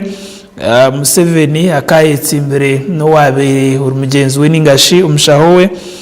Dr. Kizabesije of course nabo murundogo bakabatene bina bibi butegetsi bakabakiri movement system ngo kunana kushoborera ku rwo mwaka gwa 10 ku mwaka gw'2025 ku rwo mwaka gwa 1996 tukaba turi movement system akarurako akenkumibiri President Museveni akakahangura n'ubuceka nkaga na mwenda n'ubuceka ashatu na bushatu harigana kandi kutwatahire umuri multi-party system kugira ngo ikayijaho bwanyuma ya referendum ningasha abanyarwanda kutera karuru akuko hayibitekateko byabahanshongeje kwikiriza kuzombi bina bibi butegetsi ningashi okugumizamo na movement system konka abanyarwanda benzi bakikiriza ngo nuko kabere kari akaire kozesa ebina bibi butegetsi ningashi ukuratara ebina bibi butegetsi ko kuri screen yawe abantu bariyene betebe kanisa kutangira rumwe bembezi wihanga kandi cyaye cya Kazo bakishikaho ombwingi kuko urukireba abeshongozo bagumizamo no kushemeza abantu abo konka ningumizamo no kushobora ngwa karuru akenkumibiri na mukaga kuri Dr. Kizabesije wa Forum for Democratic Change na Yoweri Kaguta Museveni w'ekibine cha NRM banyuma yo kutandika multi-party system n'ubabe bari mukaruraka kandi akarurako kakayija President Museveni wa NRM akahangwire n'obuceka 59 n'obuceka 26 aharigana unkanabo urubajo rwaberenda kanisa government obwirobo rwa Forum for Democratic Change rukakanisa ebyarigero mukarurako konkana bwanyuma yo kuzomukoti kote rukira y'ubukuru mwihango mu ningashir kwetwa Supreme Court ekahamya ubuhanguzi bw'ekibine cha National Resistance Movement President Museveni yagumzamo na yebembera ihangiri umwaka ogw'2011 Museveni w'ekibine cha National Resistance Movement akayijana ayenda tamu ya kashatu na kugira ngo tamwezi ntuzubara kuriga umwaka gwa 1996 obwatandika kwewembera ihanga arikurabira umukaruru 2011 Museveni nabo akasinga Dr. Kizabesije Warren Kifefe kandi nabo umukaruraka akatunga ubururu obuceka nkaga na 8 n'obuceka 8 harigana nabo abekitongore echa European Union babiri barebuza byabiri bigenda ummeisho mukaruraka bakagira ngo akaruru kakaba karumu ibitaragenzereze konka karuru tkarashaziwe twagumuza mu tukazo mukaruru ako mwaka ogw'2016 twongera kukoreka ngo President Museveni umurundo ogo nabo aketsimbaho ukwebemberi hangeri aha tamu ya kana ninga centro ya kana kandi umurundo ogo akabeine bagenzi be Dr. Kiza Besigye w'ekibine kya Forum for Democratic Change amwe na Amama Mbabazi wabeireho Secretary General w'ekibine kya NRM kan Prime Minister mu government ya Museveni nawe akayizira mu bibine byabere byegeitsire bikayizira mu kibabere nibeta go forward konka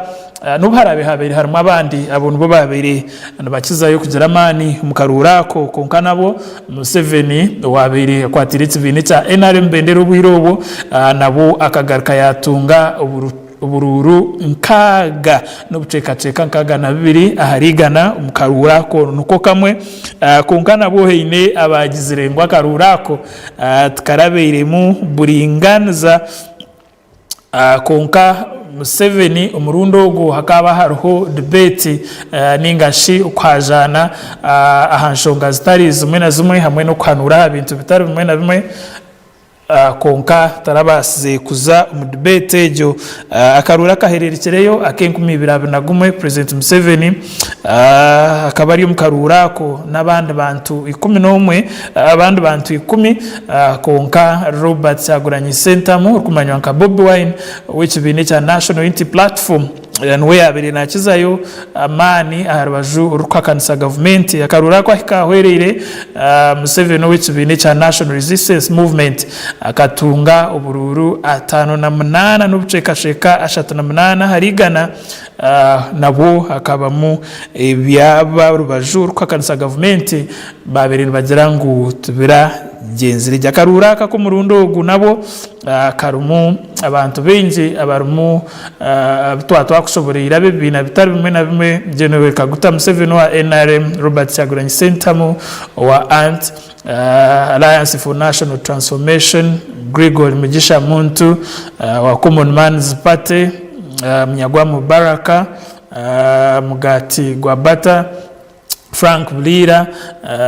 Nathan Nandala Mafabi wa FDC wa National Peasants Party Robert Kasibante hamwe n'abandi betsimbere umukaruru nuko kamwisha ejo nkirize ngutware Kazo tutunze ibiri kufa umwanyogo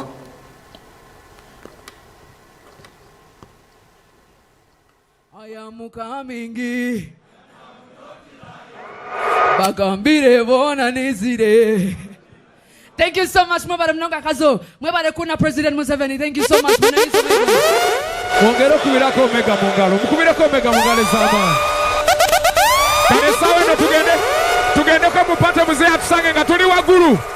Tugende kwa mupate mu Yellow Festival. Tugende yo. Watch in man, let me see where you are. Mirako bachari na amanyi mirako. Soko bahubire ko balabe woli. Now, jagalo tukube pate tugenda mu kadanke. Kadanke no kizuka. Ni mukizuka. Kale tukube mirako. Pate time. Pulo.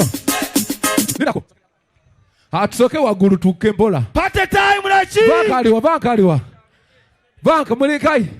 You're here.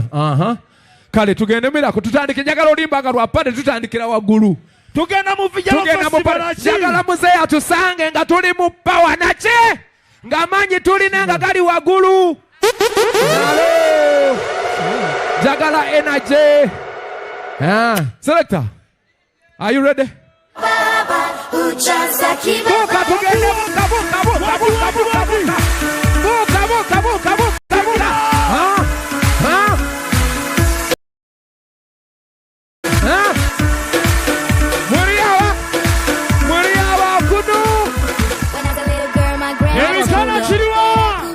one day you're gonna be a champion. When I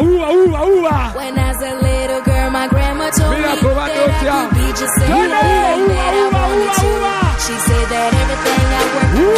everything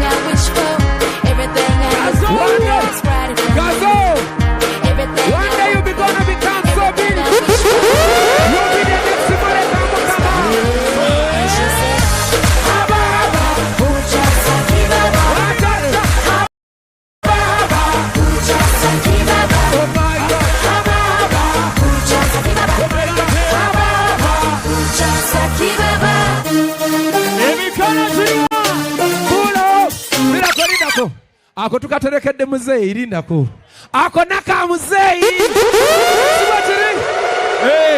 aka akatereke ka muzeeyi ekagwe kalinze siwe kiri. If you believe you're going to be the next big thing from Kazo, let me see where you are. Wanika mubanga. Go Gamba, you're the next big thing. Wanika. We have heard a lot of the greatest from this land. But if you believe that one day you're going to be one, let me see. Let me see where you are. Wanika mubanga. Ugenda kudamu abajagala bana abekirizamu. I believe that one day you're going to be so big. Let me see where you are. Ngatewenyoma. Let me see where you are. Miracle, let's go. Yangu, I want speed. I want speed. When I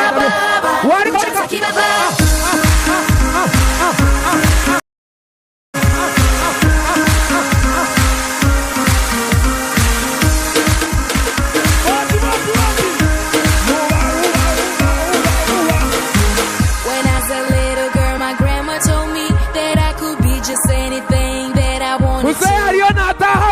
When I was a little girl, my grandma told me that I could be just anything that I wanted to. She said everything I work for, everything I wish for, everything I look for is fighting in me. Everything I work for, everything I look for is fighting for me. And she said, oh my God.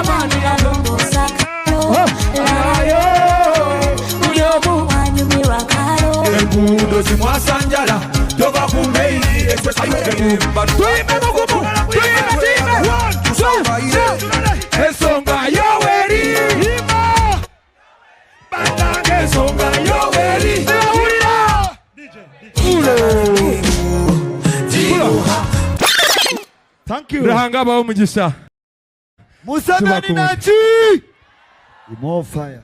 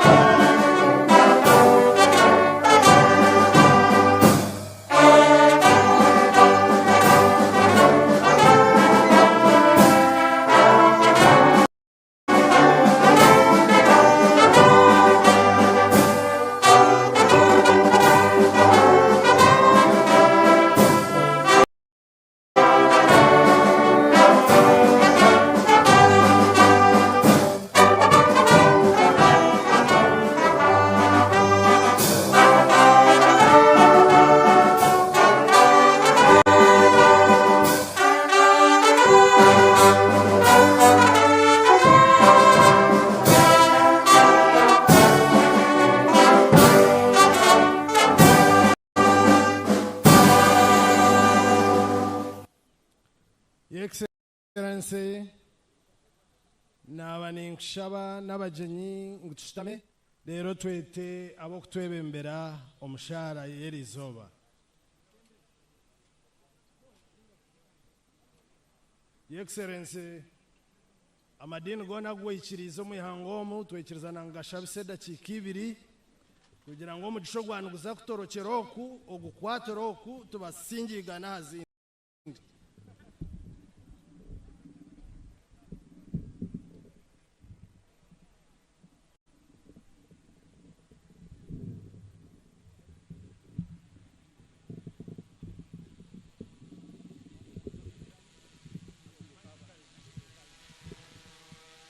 wa Excellency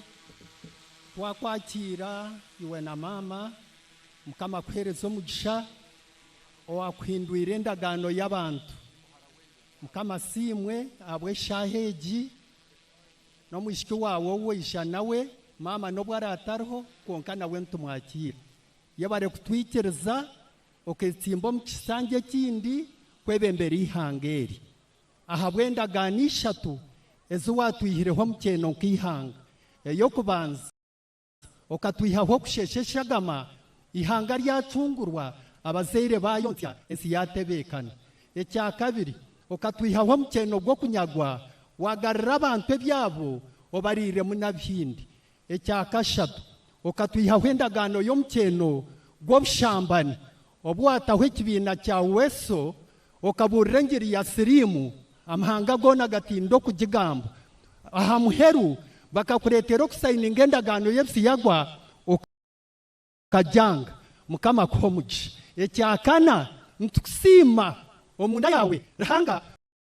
okwihamu omunyamurwa akamushukaho amashita kwebembera ekanisa ya rahanga aha muheru nibanyeta Pastor John Mushabe ninyebembere kanisa ya Kazo Worship Center Kazo District ndio arabajwisa mujukuru wa byara mawe n'icyenunga muharaba inerkari muiho w'abayombo ishendu bamwetara bakuba ishenkuru nibamweta bwafamba mukamarhango obshoborozo bwona tateitwa murungi orkwera ninkusima bwembabazi zawe owareto mwiru wawe mugeri izobo okurro kutsinda kw'abanya-Uganda waturetere endagano yo kutuhumuriza mukama w'iguru nensi omuherezo omugisha rino omugisha ihanga waryo n'abantu baryo kabihindura obuhunguzi bwawe mukama omurinde mukama omwebembere omuhanguzi orugamboru abo kubo barihanga wendagano yabari mukama muzeye mukama ko omugisha akurinde akwakiza omushana gw'amaisho ge owatambire enshoberwa zona okatambira bona mukama ihanga rishemererwe mukama kompera omugisha mukama simu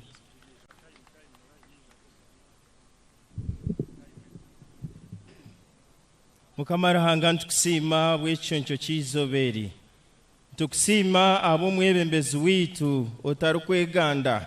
uwacyokiri ihanga eri owatebekanisiza ihanga ryitu obwogere ntukusima bwa programs nyingi eziyatebekanisiza abantu bawe b'ihanga eri n'enkora yo kuzirinda ntukushaba obutosha ogume n'omuhamano n'obwenje bokugumizamu kureberera abantu bawe omu ensi ya Uganda ebyo twabikushaba ntubirabye muri Yesu Kristo mukama witu. Bismillahirrahmanirrahim. Uwechitinisa President Yoweri Kaguta Museveni Tibuhaburwa ntukusima omumaniga ruhanga ayabase kwebembera okatwambusaje okaturabyaje omu Uganda omu otiremu amaani gawe. President nishaba esareje kwebembere tukagishaba tulimaka obuwayikirize tuzo muhijja ninyenda kwebaza kandi tindi kwebwa omu magara ganje. President ekyamuheru ninkushaba nkanyowe mwebembezi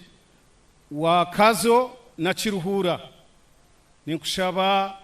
oturebera abashiza aba Badani Kimosho Reverend Samuel na Nzire batuberirewo mu dini y'Obusiramu ahandi mukama humura naza kuzikoraho.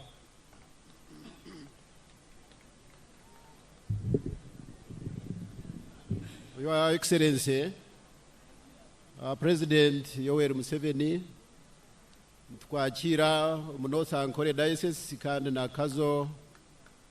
utabari cyo muhanda tabartya imihanda mingi yorabire mu ihanga ubu district bent kureba abo kuboka taho buri bwo kureba biri kugenda mu maisho mu ihanga nangwa na heru mbwe twashemerwa okwija Kazo abaroma ishuri 13 ubwo kubanza no gwa kabiri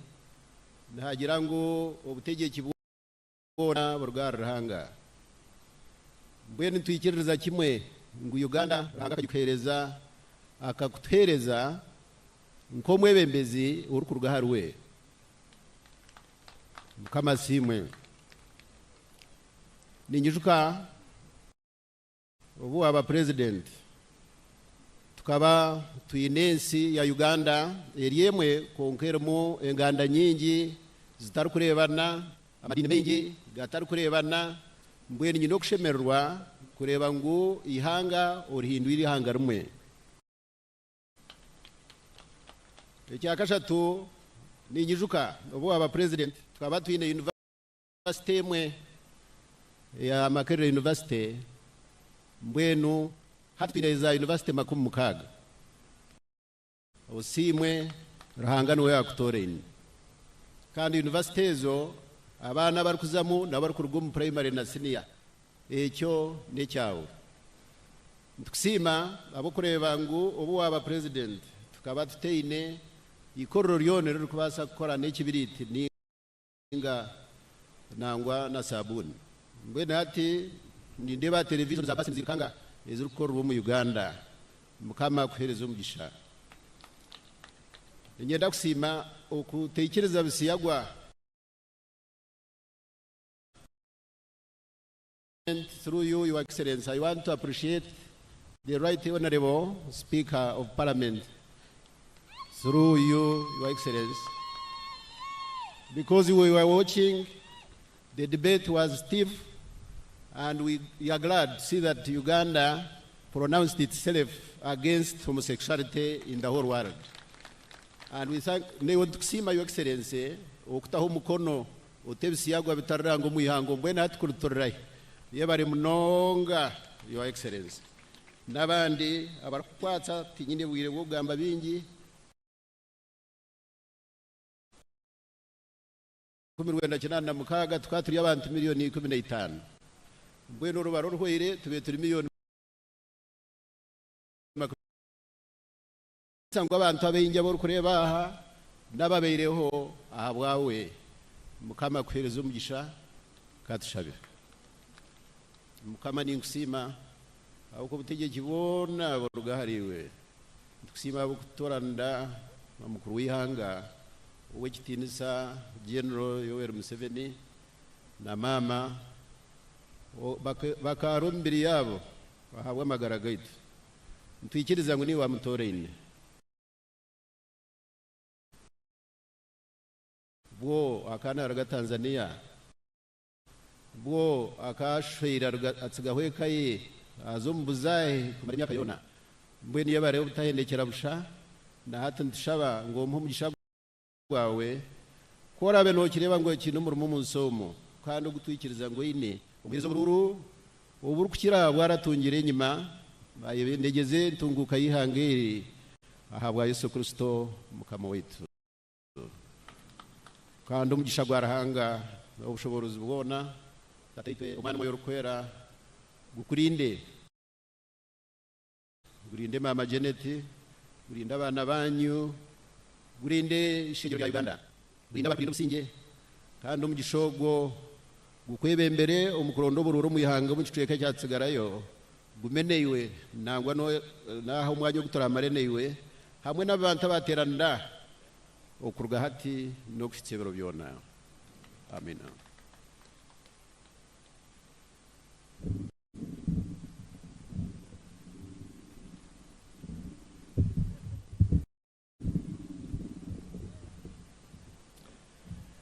Your Excellency, the President of the Republic of Uganda,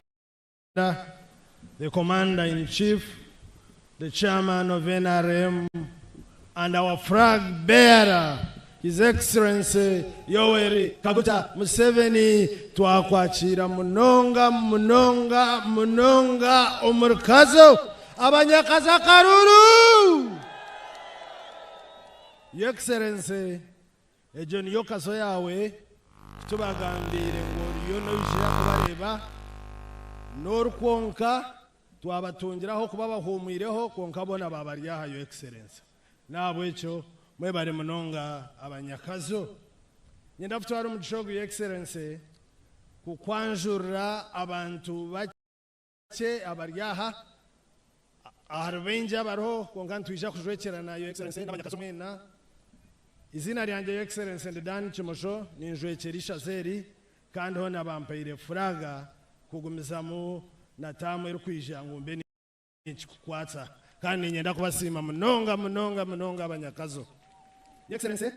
ni manyangu nubaza kwanjura flag bearers konka reka nyanjure flag bearer colleague Honorable More Yemerera first. Kandi Your Excellency, nyine colleague onsavinga no hati Honorable Gen.Museveni, Honorable Gen.Museveni na wariaha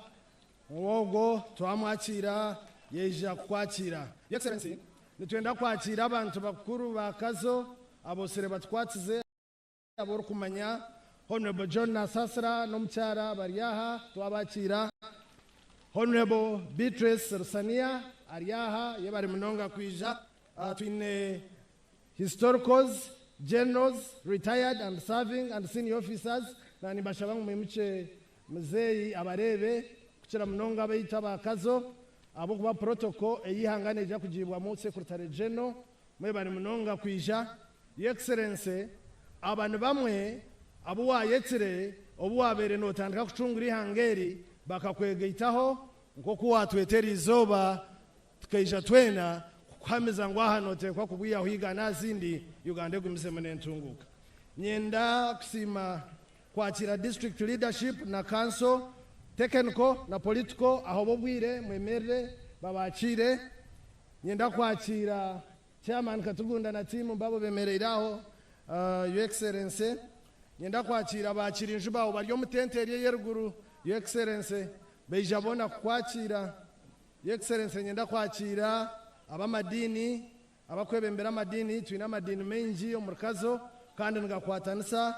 abakatoliki wabareba abakristayo wabareba abasiramu wabareba abarokore wabareba hariho ababishaka hariho abobusinge amadini ni menji Excellency ukagira ngo buri yomwaramiye nko kwarikwenda abantu nibararayo kandi bayino obusinge bwabo ye bari munonga Your Excellency ntwenda kwakira ndukhendera Your Excellency RDC na timu bariyaha tuineho NRM chairpersons ba LC3 na local government chairpersons muhubire hari muzeyi mukozi mu kwamana mobilization tuineho LC1s LC2s bariyaha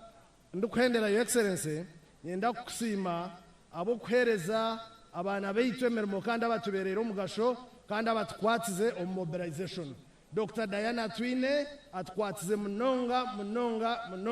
ombyamagara Gen bareke ariyaha naba yemerera na bitaba gira kitini sawabo konga katukusimeho inakusima ana Ruyondo Rumumba muhala waletu Rumumba ogumwenu we kandi atushakire yarenze ya leta na Secretary General ya muretaha nawe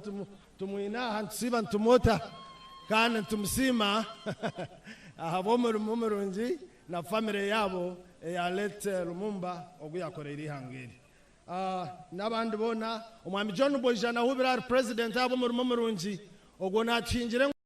nguto zona ezo murukagwe tukutamashitaga government kumare myaka 5 Your Excellency women councils mwebare kwija mwena Your Excellency nanye nija n'umukazi wanje bataza kuntero kareto bugabe bw'abakazi nyewe tinda hankono zaha yemero hubire His Excellency ndukhendera Your Excellency yenda kwakira Secretary General ngo atware omuchweke chirukurata mwebare munonga mukama bampero muji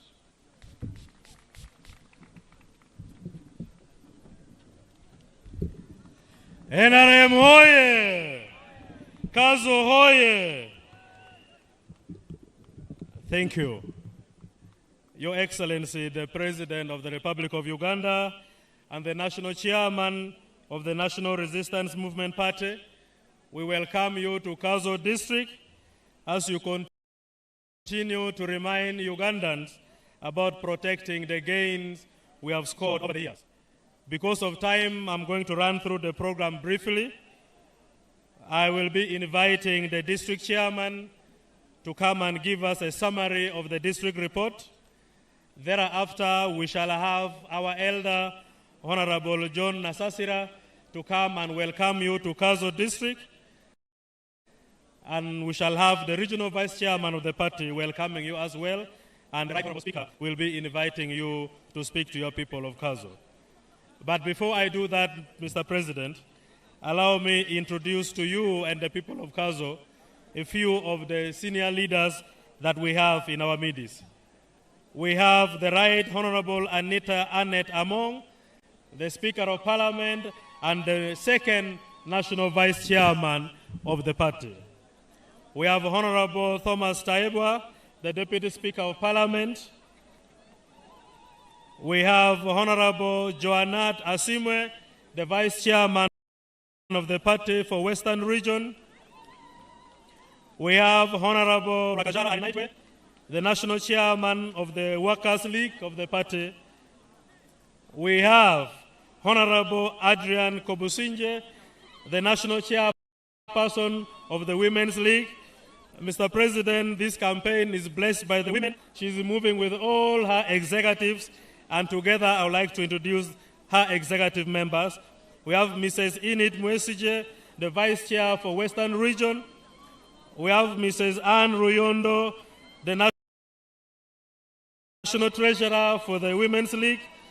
We have Captain Grace Omuri, the Vice Chair for Eastern Region. And we have Honorable Akwi Nora, the Publicity Secretary for the Women's League.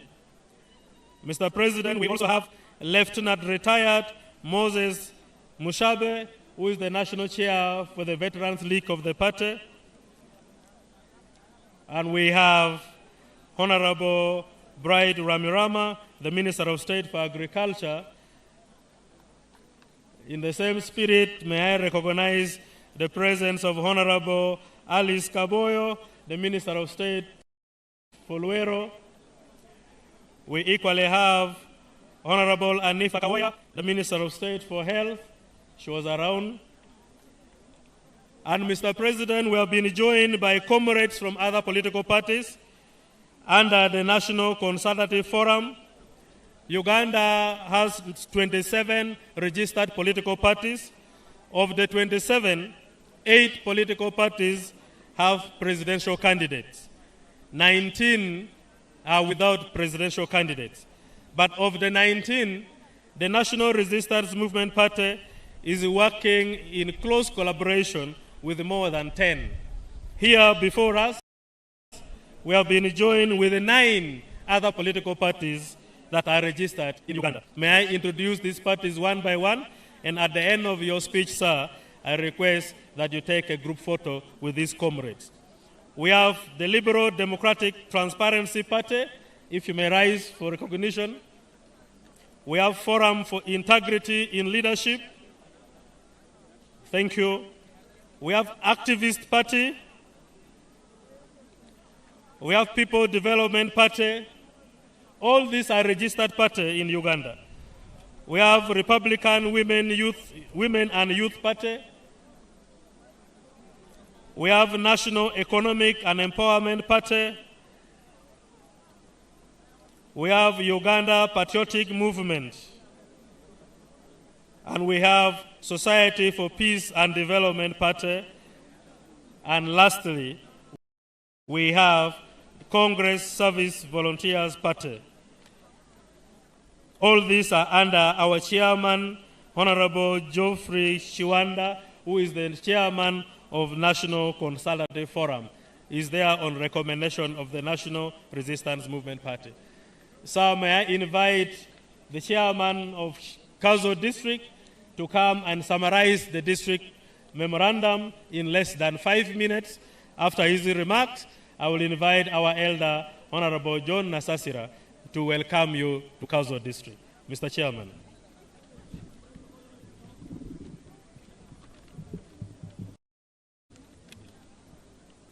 His Excellency the President of the Republic of Uganda, Right Honorable Speaker of Parliament, Right Honorable Deputy Speaker, Right Honorable Secretary General, NRM, SEC members, ministers, Honorable Member of Parliament, religious leaders, district leaders, all flag bearers, and deck members. Your Excellency, ndakusiima Ruhanga munonga okukuleta mu district yiti ya Kazo. Your Excellency, amazina ganje nubanyeta nkaije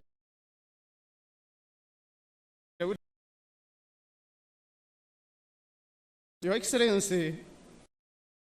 ntwenda kusiima Ruhanga munonga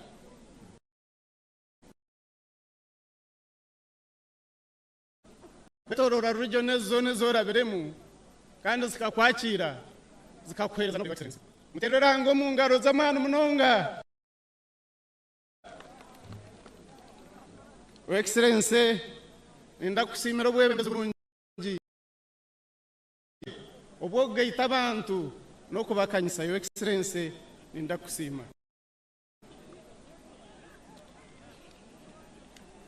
Your Excellency, bampakaire kake ntakagire mu rubingi na ninda kwanjurira abantu abagumizeho NRM yitu n'ekiteka kya Kazo kagumane yaka. Omuri abo twine members b'Itu Parliament abari kugigambarira nyekiro na nyomushana Honorable Kimosho Honorable Jennifer Minche President abarebe Excellency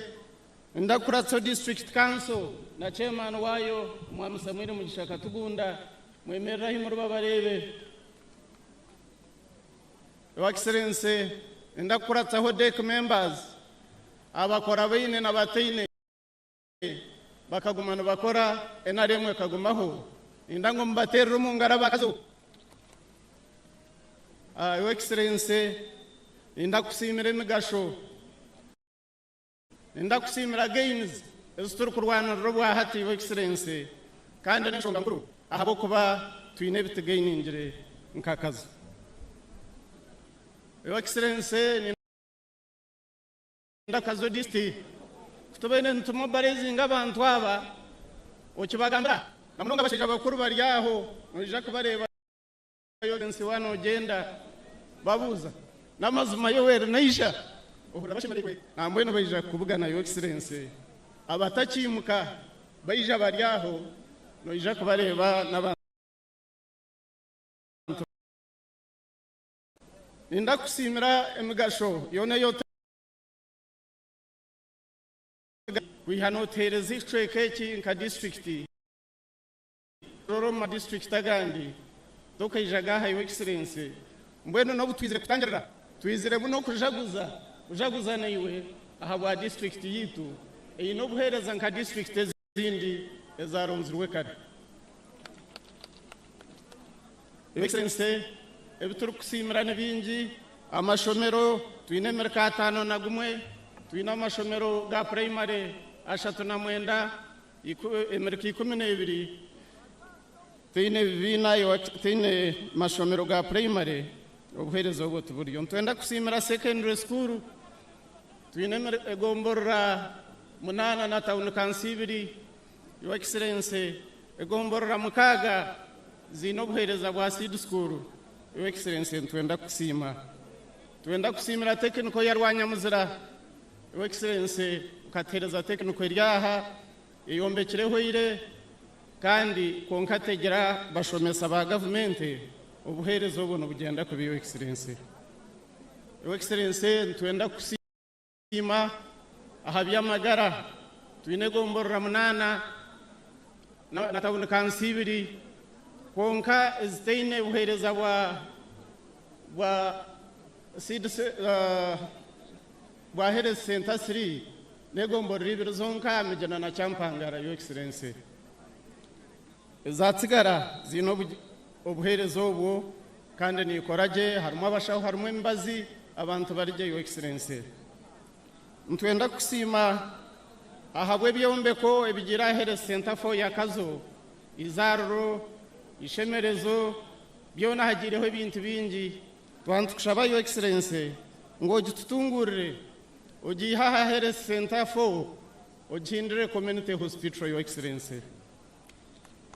Your Excellency twenda kusima ahabwe byentunguka ebitwina Your Excellency enguto okutereze byoma byokore enguto Your Excellency amwe na road fund ya 1 billion Your Excellency rumunga ebyo tukabitunga turije Your Excellency twenda kusima Your Excellency konke byome byo nhaburaho byoma bibiri byonka ecyo kushikera amaizi hamwe na compactor iyo kunyiga maramu Your Excellency koko bitereza kaba ntegendo mwisho twenda kusimira byo kwerinda Your Excellency habwa police yayongera amagomborora twenda kusima munonga egerezeho kurwana sabihenzi beberagiro twenda kubasima Your Excellency umwisho gawe abapolisi abo bakoraje Your Excellency twenda kusima ahabya amashanyarazi gaitu nga connecting amagomborora gaitu magutwine konka tagar kushuma merkano mbyaro nga koma amagombora kakashire ngo gashume gashyombya Your Excellency ekitweka kitu ebyo nebyo ebituru kwenda kusimira kandi no kushaba onke byo kushaba ko Your Excellency no kweshungiraho ntumangu noza kubikora ahabo kubotahana ubikora kandi twino bwesige ntiteye kwa Kazo district kuterera karuru kikumya kindi Your Excellency ebe byona no buturi kubikushaba ntweshunga nko abantu beshunga abo kuba twakureba kunka ntumanya ngo noze kubikora Your Excellency sheka kitu cyomere ntwenda amazi wagatwihiro muri Katonga bizuba birya ebyakare bikayigara kandi nabo development takiroho ntezero kurosingiro mfamu yondi Your Excellency so access yo kuzabiza bege mpande kargaho tekiroho ntwetenga amazi agokorwa muri Katonga gakayambe bisheke abo kuba hati turiyo mu buhinge no burisa Your Excellency ntwenda kusima Your Excellency ebintu ebyaraganisibwe Your Excellency ebintu kwenda kugambiraho nkabasi ya kanoni nkabasi ya Kazo z'amashomero Your Excellency ahati ariho na miliyoni 200 za St. Catherine Your Excellency nazo zitaha Your Excellency ntwenda kusima kandi hariho no mukayikoro kusima twatwine member wetu wa parliament wa kabiri Honorable Bafaki kwiyafire wayetu mukayikoro utahana muraguriza mbwenu ko nkabere na kwijistia nkwagarka wa mweta ko kuyabira kugambire akashimarwa Your Excellency Your Excellency ebituru kwetaga n'ubuturu kubyetaga ntumanya ngo bizakukorwa twine cyaka cyango cyo kugira ngo hateri izuba ntumanya ngo mutamu yawe kwija Your Excellency muza kubitkorora nkamayizi nkama technical school yitutunga bashomesa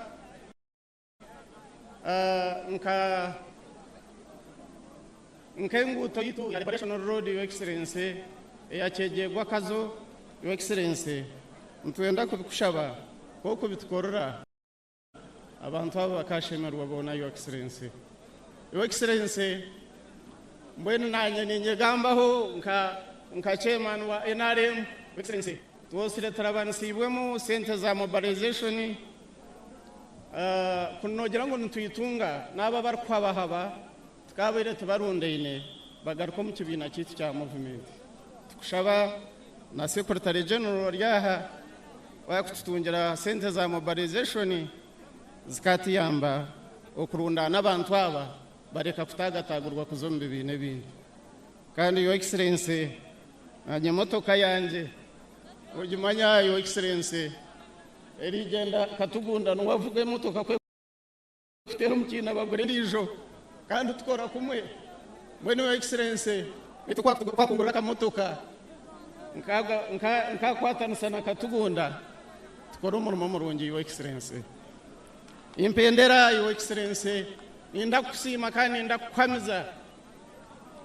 obuturyaha notekwa kuyihakazo obururu kikumya kindi ntwenda kwamiza na buriya tukayihayo 98.4 Your Excellency twaba bakabira hari kiruhura mweno bwa hati tukiremo hari harindi ranga ryo muhezo wetu kandi ntukora uceka ihembe ntuza kuzishyikiriza ninda kusimira abantu aba Your Excellency Richard Todong ati yambere munonga umbya NRM aha ntwenda kusimira ana Riondo Rumumba ati yambere munonga nka Kazo ahabo kuba nekitweka cyabo ntwenda kusimira John Naasherura Your Excellency no byarigiro mu constituency konka twire natagira ubumwe musente obundo mu magezi obundo mu kutiyambo mu muringo gona ntwenda kumukusimira mu maisho gawe ntwenda kusima Your Excellency nanye tindu kwerwa tindu kurigira mwaho Your Excellency umugeyi nanye nyeremu haroha bana banje bari aho nanye nabo bari aho mu kidara nanye nshabangu bemereraho barebe Your Excellency bashomere kandi bihereze hatano bankwatsemera mu ya movement Your Excellency yabari munga twendezo bugwajaha kandi ntangagarire yoje korazi kugenda ntwendezo kusinga karuru namana menje muno yabari Your Excellency ebinabugamba bwaranga nihangarya. Thank you, Chairman. I'm going to misbehave a little before my in-laws. I'll be switching off the microphone if you're over talking. May I invite Muse Honorable Naasherura to come and give his very brief remarks. Thereafter, we invite the regional vice chairman of the party. Your Excellency, Kazo is the other home I have. I need to also welcome you to Kazo on behalf of the people of Kazo. You're most welcome, Muse.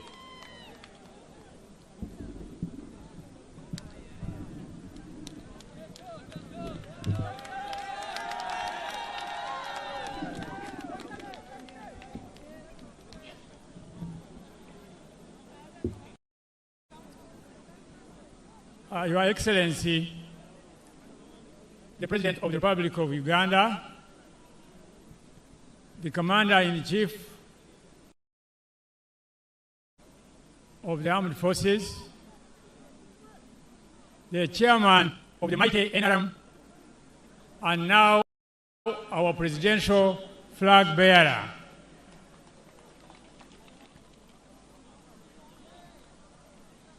The second Vice Chairperson of NRM, and also the Speaker of Parliament, the Deputy Speaker of Parliament. I don't know whether my son-in-law or my brother-in-law, Todong. Religious leaders, local leaders, nimumwena abantu bakazo mugumire munonga, mugumire kimwe, mwebale kwija.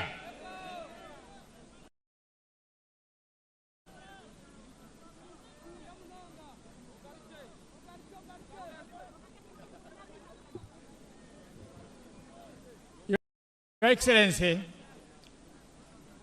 the rest of the remarks niza kuzigamba mu Nyankole. Omwaka gw'2016 okeijaha omulwane keji ombintu bitwakushabire twakushaba district ngokoraganisa kandi okashyikiriza omwaka gw'2019 twatunga district ya Kazo. Mwene nyena ng'abanyakazo mwena mwimusie flags, mwimusie emikono yanyu twakire President. Welcome Kazo district.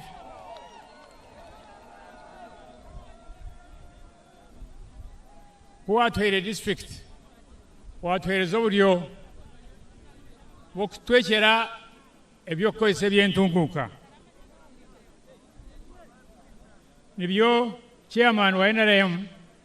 omwami Kaija yagamba ebintu akwenda kugaruka mu byona kw'enshonga nti kandi nyenda kusiima district leadership ebemera omwami Katugunda n'abandi kurenga bageze okukora district n'ebyokutekaha byahika abantu ningira ngu tubaterera mu ngalo z'amaani. But I will return to English and give one simple observation. I want to thank the second Vice Chairperson, National Chairperson, and the whole members of SEC and the Secretariat led by the Secretary General here for what I observe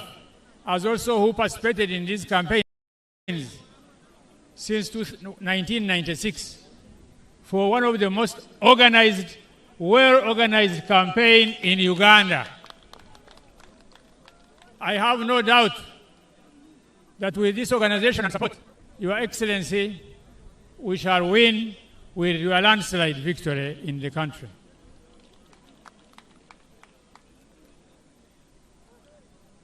Nanye nienda kwebaza nkomunya Kazo kandi nkomunya Uganda for your struggle to liberate humanity, to liberate Ugandans from all forms of backwardness. Olutalo lwawe olwatandikire Lwero olw'embundu kuwaayirize ku binga b'ebembezi ba Uganda watandika olutalo lw'okutereeza Uganda omu bitweka byona ebya economy ninga entaasya y'ihanga ebyokwombeka ebakweta infrastructure nkenguto amarwaro n'ahandi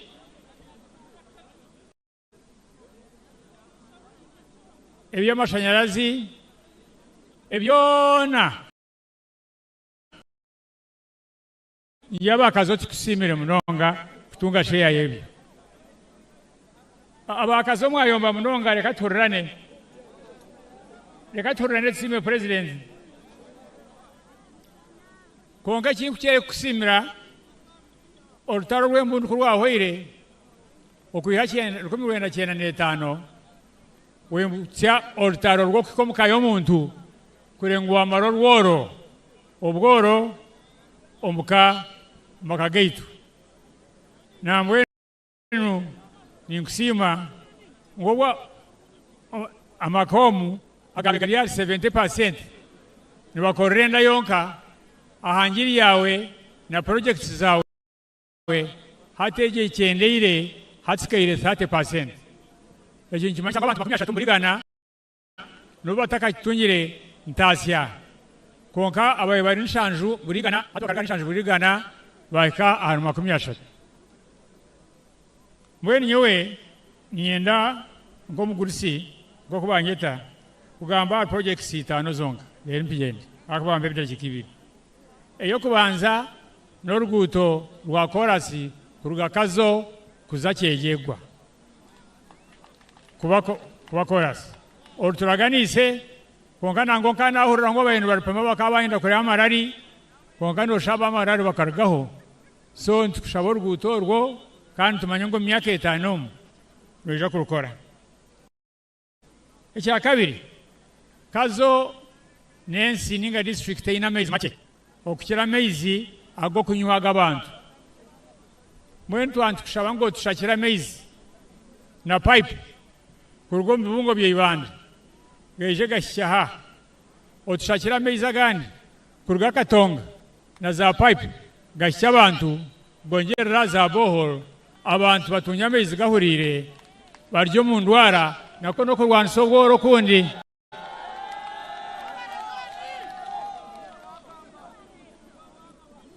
ekyakashatu n'abatsigazi baitu abatsigazi tekiniko kagireta ntukusima munonga nakyo Kazo mu kiterero mu ngari kya tekiniko n'ekintu kikuru mbwenu kakuchairman yagamba kuyakutandika kagira bashomesa na equipment ekayamba ebatsigazi aba n'empangare bakoreraho ebyo kukora bebeisaho. Your Excellency nyina kusima akutuletera irwaro ryente bahereze nango na minister yaha rwa mnamira kwa sima bakatuletera vaccine facilitaha eriko basa kusama vaccines milioni mbone chitweka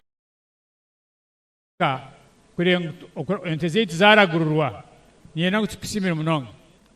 nango na basantisi bawe balozero mbazi go kurwanisa ngoha konka ekinkwenda kushaba ngoko shoborera ebizibu bya Uganda harako endware yaha noshotekere tende wale banyankore bakajiburira n'izina kokere zete zabarisa nibajetaka koko ko muitaka noshotekere taru mukandi harako endware kujangu nakakoko ko muitaka omukashe nemuka ndetayihurire omukashe shange kabiri mbwena ni kushaba Your Excellency na timu zawe na government bakorera research eya kuita endware ejo eyakakoko ko muitaka akabekire emire. Finally ntamya ngo myaka 5 noza kwezaho ejo percent 30 tsigeire mbwenu campaign kiraba Kazo abanyakazo ebyo bitukusimira byona nibiterwa karuru nibiterwa ki akaruru tukatera twatera president wetu igana no mankora siyagireta no mama izigagiragata mbweri nyena ngo muhamize ngo cyo kubaza kutora ryaha zakaronda tukaronda burugomborra tukaronda burumuruka tukaronda burisero tukaronda burinju kandi kutora heze karonda 2015 uko kubanza umwaka wo kwija nzakagira tuta nzakatera hatagira watsigaro munju ko ino bugenyi utera karoro zo mugenyi ko mu rwero utera karoro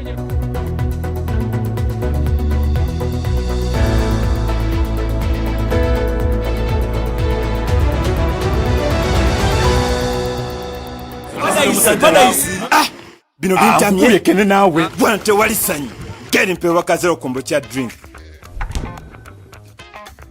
Bublan akuja chako What is it now? I don't know later. How about the kakane buli mwagenda kukina. Laba none nasange nedda kachiri bashiti gwengera kuwa kazero kombucha gwengera kuwa kazero tawata naye kwata. Kotumanyi mbona bana bade myaka musanvu beddu ngabali mu business kali buli mungenda mu myaka tumakwata. Bino bikoleddwa aba Jonathan and Frank Investments abawanguzi ba People's Choice Quality Award 2025 bakuletedde ne kazero drink and win promotion eranga kyosanga mukasandikira kyowangula buno kazero tewali kikuwangula. Abachara empangare ni mwena bishabo murembe musya noyenda kujwara ukarebe kaje nko mukazi w'ekitinisa ikiriza twanjurire the Light International Designers abari kushangwa mu rurembo barra abantu bakumanyisa ngo bakuretire myende y'abachara y'emikoro yona nkeye mbaga jet party dresses evening dresses ibiteteye bya office uteberwe na za casual wear bine suits hamwe na blazers ahabwo mucyaro uri kwenda kurebe kaje nendijo minji kande yo murembe buri style yo mwenda yona bajine taya ireduka yabo mpango muri mbarra hari Mbaguta Street Easy View Complex iduka namba U anana munana bagaruka bakora nitaja Western Arcade hashungwine na Mbarra Central Market bateresimu 0 nkaga na mshanju atauna mshanju kinana nemwe The Light International Designers munywani wawe umbiyo kujwara no kurebe kaje. Amazina ya Simwe Sam Director w'ishami rya Elites Junior School erukushango mu rwo wiyenje Mbarra City North Mbarra City nitweta abazire kureta abana ayishomero ibiro mukaga byo ku 12 omukiriz festival tutekatekero Kids Festival kugira ngo abana barabwo mashomana abana munonga abana baheze umwaka nibabara birumbintu byinje munonga so tutebekanisa mukorogu kugira ngo abana biye mu stress ezabako barabiremo umashomero umwaka bwona so twita abazire activities ni nyingi twino bouncing castle twino kamo swimming pool ne motoka abana bakona vuga motoka ibintu byingi munonga mbone mareta abana mutaferwa ibiro mukaga byo ku 12 kutarikana na shayi 2 kusya shayi 11 zo mwaka.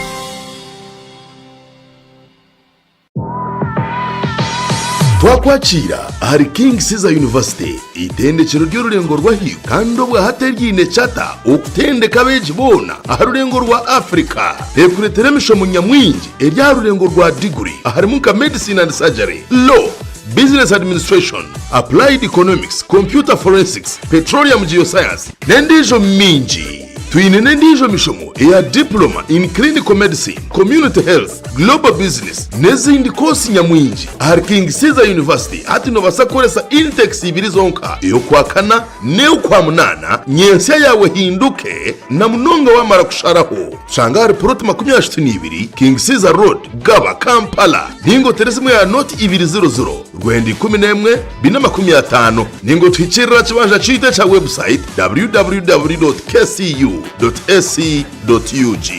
King Caesar University, igniting the future.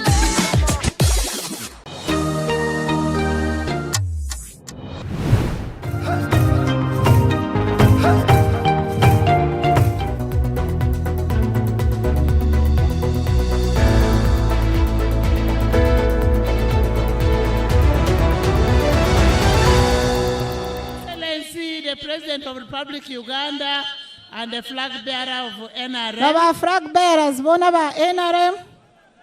We want to welcome you to Kazo. Twatira Kazo. Your Excellency, the campaign that you're doing, as Honorable Naasherura said, this time we are going to have a landslide victory. Na kumanyisa presidenti umurundo ogu naza kutunga obururu obukukirayo bwona obwatakatungaga. Because you've endeavored to go throughout the whole country to give accountability of what you have done and what you're yet to do. Aha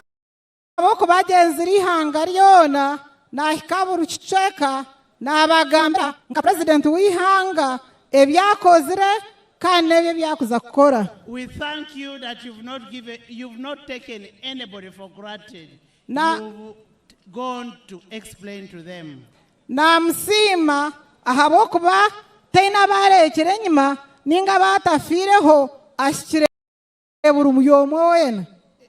Your Excellency, the issue that was raised by Honorable John on the equipping of the Technical Institute is being handled by the ministry. Nagambira president ngwe Honorable John na sasira ya nagamba ekikwatereine nokutebyoma n'abashomesa omurwanya muzira institute ebyo ministry ey'obwegese eriyo nebikora. But we want to thank you for the construction of the institute. Namusima ahabo kutaho egyo erishomero ry'emikono kushomesa abana bakazo. The issue of the water and electricity is included in the NDP4, and in the money that was approved for electricity, part of it is allocated to Kazo. Ebintu by'amaizi by'omu purani y'ihanga kandi nesente baziteire omu budget. Your Excellency, we also want to thank you for the hybrid solar and power cold storage you've given to this place and to Kirihura, and to accommodate 1.5 million vaccines. We want to thank you as the people of Kazo. Bataireho aho kubika okurufutya omurkazo na Kiruhura nkimanyisa ngwe mbazi yitu eyo kujemesa neza kutunga aho kubikwa. And the cost of that equipment is 365 million. Echo kitwere sente zihanga $365 million. We also want to thank you for the Liberation Road. That is Kaso Kabongere Chegegwa. That is 156 kilometers, costing 150 million USD. Nasima President ahabo enguto eya Kazo Chegegwa Kabogore erikuza kutwara $150 million. Igana na $50 eza dola. And we remember we met the people who want to do pre-financing, and they are ready to move on the road as soon as you give them a go-ahead. Abakuza kukora enguto ejo bakavugana president bategereze ngo abahereze omuhanda ninga bayikirize batandike kukora enguto ejo. Your Excellency, we want to thank you for coming, and we want to invite you. Nasima president okwija kandi yamweta ngo ije agambire abantu bakazi.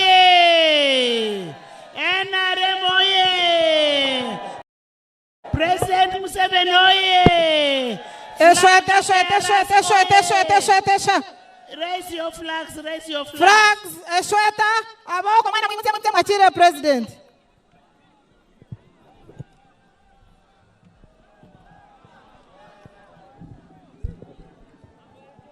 Kale mwebare,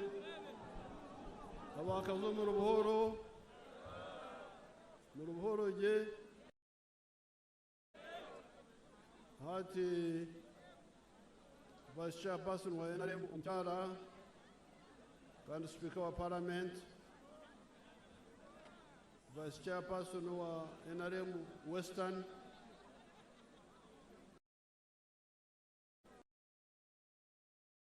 abembeza abantu bona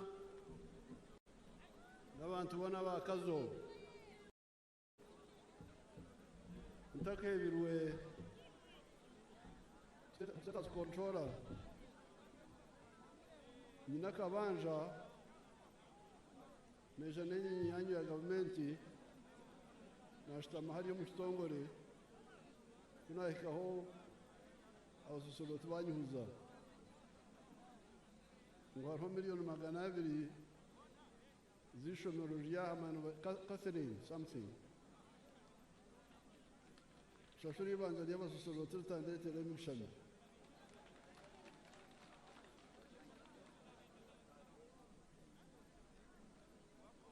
agoma manje ni matake kaba nubagamanya nubagashtamira nyama manje y'umwana mahango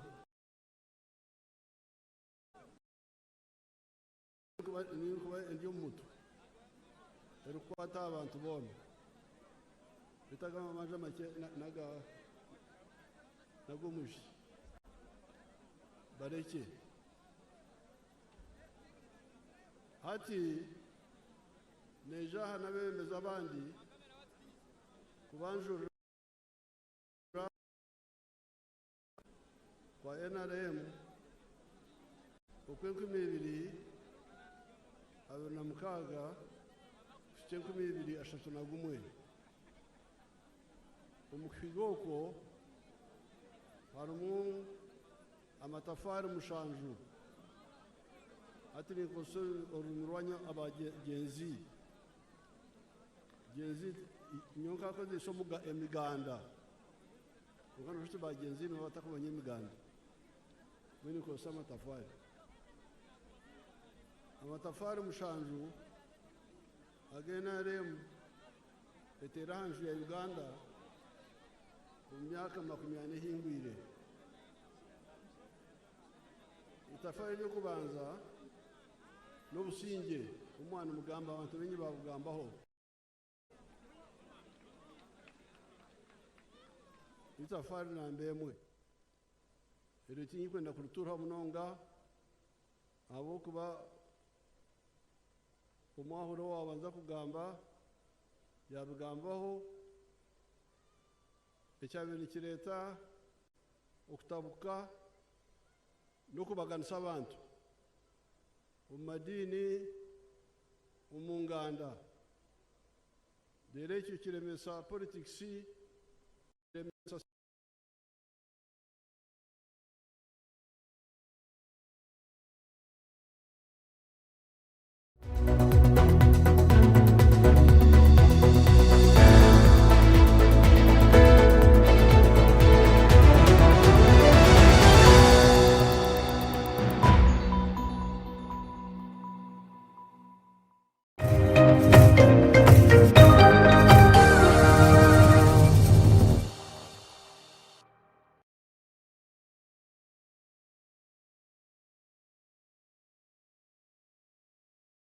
Skylight Hotel eresora uhereza bwo murembo muri Mbarara City ahi barukwereza breakfast ngakatogo omelette Rolex shumbusha chapati chai yamate eyo mukaru akatunda ko murembe nebindi bineyo na chamushanere kutandika shamu kagazi ihangwe nibateke nkoko embuzi ecenyanja muchamo obushaza akaro ekitoche echozi emondi greens obutura eshwiga kandi echo kunywa nikigenderaho hey manya bino buraro burunji bwo murembe aha beyi nunji kandi warara Skylight Hotel Mbarara City breakfast ne yabusha bine rooms eziri self contained DStv security rije kandi parking ne yemarira bine bara yo murembe pool table sauna na steam bath hamwe na conference hall Skylight Hotel neshangwa omuri Mbarara City wahingura kace aha Vision Empire orguto rwatora katete ijuka ngu nibo ba director ba Skylight Hotel rukunjiri ebirukiraho tera notu mushanje mwenda 18 58 38 ninga notu mushanje notu mukaga 36 36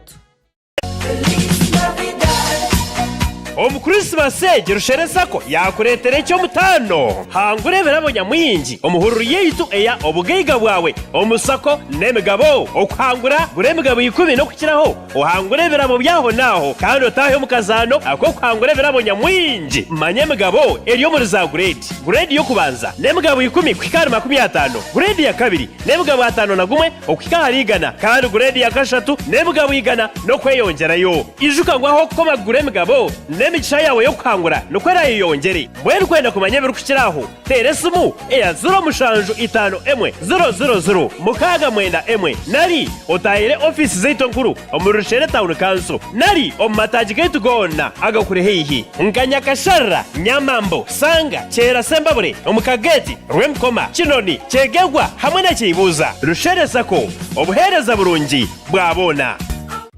omagara geseji arihembere eri kutuhindura tukabece kituri embereji eri kuhindura amazoba engendo narishi ebitebyo bitu nambwe no mu mberejo bitwantoronde ekintu ky'omutana habindi namunonga ekintu kiri kubasa kureta hekyo kutangaza omagara gitu naniwe gabana haburungi bwa Wonders Family Jelly izoba ryawe ribe ry'omutano gakuziro mbirungo ebiri kuheza ombiri gukagaruka busya gukagira amani wena ukasigara no kuraje Wonders Family Jelly nuko majuta agine kuguma harubaju neka yawe.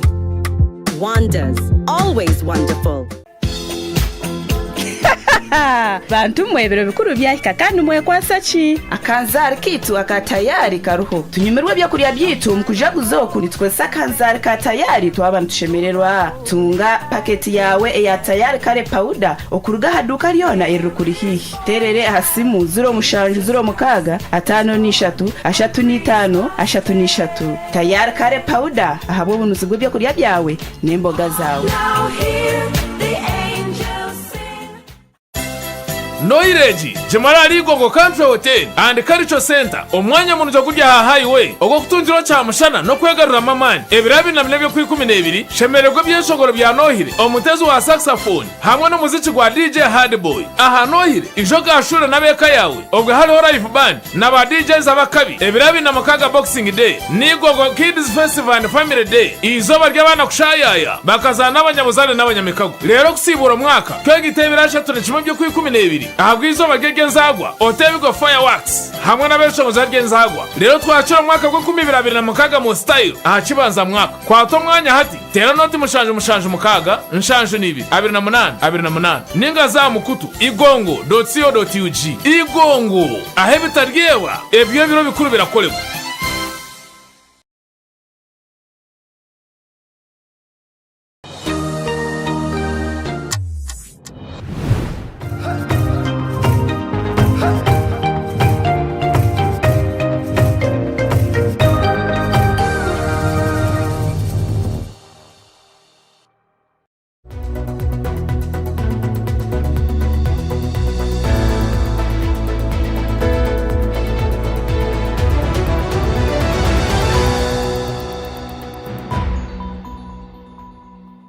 akashomero ka full primary k'ecya mukaga kakaba kari Kazo ubu nashomesa burunga amashomero ga primary 7 ekere Kazo burunga kinoni bitkashonje gihone kere full primary kanta tingujijukaye nugabere ga amashomero ga P7 Mutu kureba mufayira nkareba ngo harama shomero ga secondary Omuri dena ningareba amashomero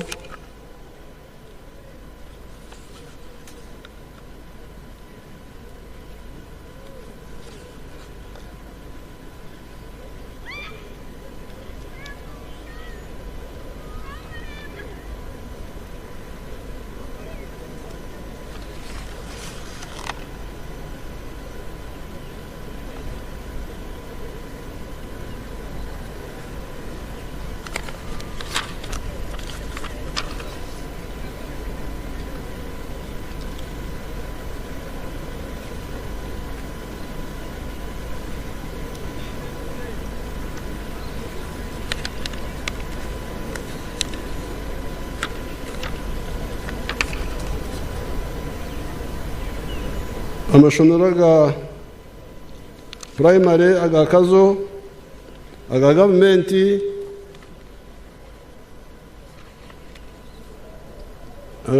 ninkaga na mushanju aga private 258 kuriu tindia umrebera hambiri kugurekishe kigomo kire kitinguriya ha tunobaye kandi ugo mwirwiki mbona amashomero ga private 258 aga private uriwe ubu n'ubwega kandi aga private urugashashorano tabagega abaha konkaga government ninkaga na 3 deraga secondary n'amashomero ga government mukaga aga private 32 uriwe nyondi aga government ngondo agabagaiga ibintu byanyu atokiza amarwariro bitubona ni nshomasa burunga akarwariro kakaba katari kiruhura kazo kene dispensary no shitekeruho akaro dispensary haruguraho nosh basi konkati kundu kureba mu fayiro ndeba Kazo ine health center 4 emwe na health center 3 mushanju nabo cyamagombero abirugonka rugatene health center 4 health center 3 ago plane iri mu fayiraha negera ngo nibaza kutungura health center 4 ya Kazo kugihindura irwariro eri rero bakuzerwa muranga health center 2 ebe health center 3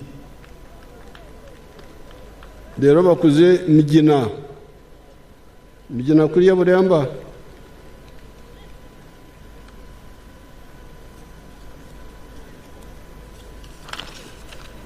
bakuze migina kuruga health center 2 kuba health center 3 so mbene ebyo enguto erukuza Nyakarro Burunga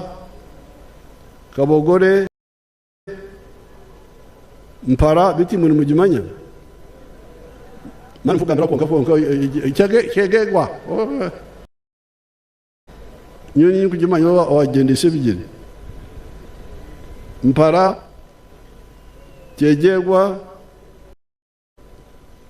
hapuyo karuguze muri cyo kumana mu gikonesa mukagamba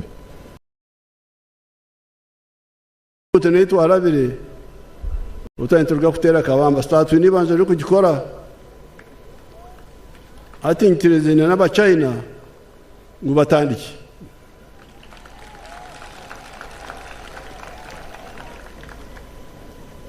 so mbene ni tafari ya kabiri iriya NRM hari Uganda iri kubanza ubusinge iriya kabiri entunguka mbona aho no twatanire n'aba UPC na DP na kabaka yenka umyaka yankaga bakabaza bagamba batyo babuzabuza abantu abakano reba niba batafireho fukuje konka entunguka enkurakurana atikamba buzi tukabakorera korasi twagiha Diantonde Nyakashita reba ngiye ka fotopoto nyekiro umurara korasi nimbabuza ngo uko korasi nungi nyekiro no yarano numurara nkai muraro makaganyi natwe mukurga hano mugaruko makaganyi na nyobundi hano argo mukayanye ntungamo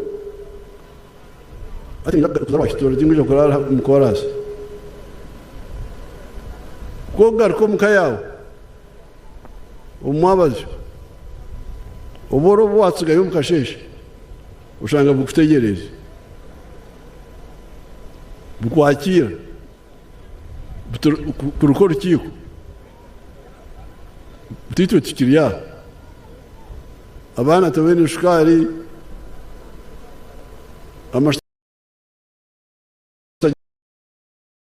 imyenda abana ba Rwanda kaburangiti kamwe ibite ngo byona tubiruho mbwe naho myaka yankaga tukiriya begi inshumeso hariya burunga narga rukoni twatanga kushomesa abantu nyaburamu muri cyo kugira mbiye ntunguka byonka mwongereho ikigambo cya kashatu ubugeiga entunguka ne atwena umusinzi umucecezi umushuma urukuta gukora icyo mugasho bona bakozesa kwaraza ne atwena konko ubugeiga nubo wawomuka kandi uburo nawo nubo wawomuka uburo tubwange azaho umushoga akagamba ikigambo cy'urunyo umushoga akagira ati akange kakera kaife atakange nikakira katwena mbwene ngirejo twagishomesa abantu abo bakaba rumu bene bintu bakaba bene bintu bakaba inente zenyankore konka batende ntasya nibakorenda yonka ushanga binente itakaruho rukaritafunzire konka batakumanya kwihamu entasi twabashomeza abandi bakwata ubo imyaka hagati ya nkaga na mukaga na rukumiro na shanjo nambone kambore cy'abantu bamwe abakwatsire kateri umusheja rukuri ya ngoma uko munda hare kamero obujuruzu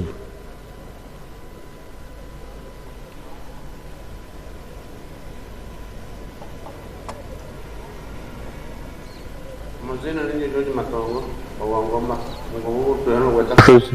nandi kutaha umurimo gwanjye ndi muri isa nteye mujya kureba nuko itandikira katakanda bintu bakuya talobo hagwachadana meirisa zakanya nagura amataka nsenako nakorera ibintu kwenda zashubiza abana bihereze natuho kabanza umunyankore naje nahindura nk'umwata mu njungu nuko zahanye nanye nazitunga patizungu zindisumute. On our farm, we collect over 900 liters of milk per day, and a liter costs 800 shillings, which is approximately 21 million per month. Ogumshira matongo mukureba tashomiri n'umunyacyaro ngabari abayito abomu abantu bakorra enda yonka ko twabashomeye ya yeshubura yarugumuru umurhu urukuru urukorenda yonka yamanyo korenda no koresha muri muhura n'umutungi hati burizo banagemera ritamagana mwenda amateka ya soko umurukora aho kamateni mengi ritane tunda shiringi runana konka mate aina mate mengi mbono mukwezi natase milioni 24 umwaka zo miliyoni 250 numureba yombekere njunungi yentura ainesora ashomesa abana mu ahuru mushinagambo rujungu ni graduate ati matongo n'umuntu musia akeshubura yahinduka wo murembe konga kandi bakore byona entunguka iri kubagambere enguto amashanyarazi imukwana mugamba munonga uko yari teriyo ninki tariyo korasi ngoma korasi no gitsiga mahiro aho gwari korasi no gitsiga mahiro makumushanju nkambarira mbwenu abo Kazo kambarira mahiro makumushanju korasi no gitsiga nkambarira azumurukora entumbuka nike konko bugega buriyo mbona abantu tabanje kimanya konko nimba reba haba tsigazo bagenzi mana nanye kandi genzi umukunde wampa I'm a former youth obunagura rwakitura ngabanye imyaka 22 ubunagura rwakitura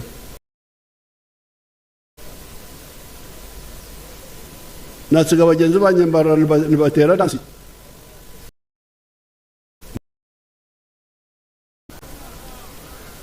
ukamurwaza kazengera nyona nabatsigayo neje nagura atari yonguto atari amashanyarazi atari shomero kuko nyoni ndanzia ubugeiga reni ryatu mukunde abaha ate bigutu byanyu kibigiye kwija ha byashanga umusheje nabo ero umusheje nabo ero mutungi mbona kuzamuka kugira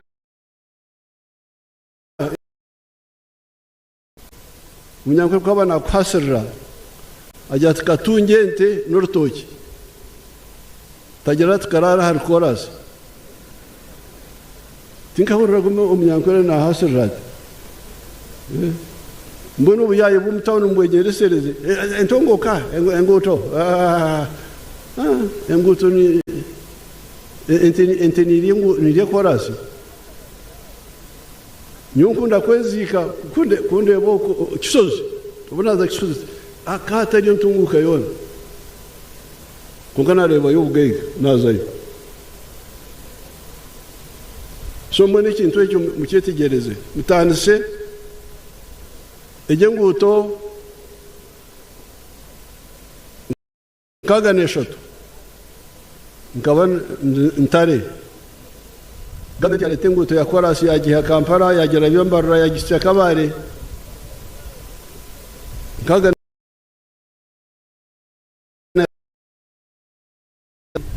teso college ejenguto ker korasi ubu kandi tugumene tugikora tugigarukamu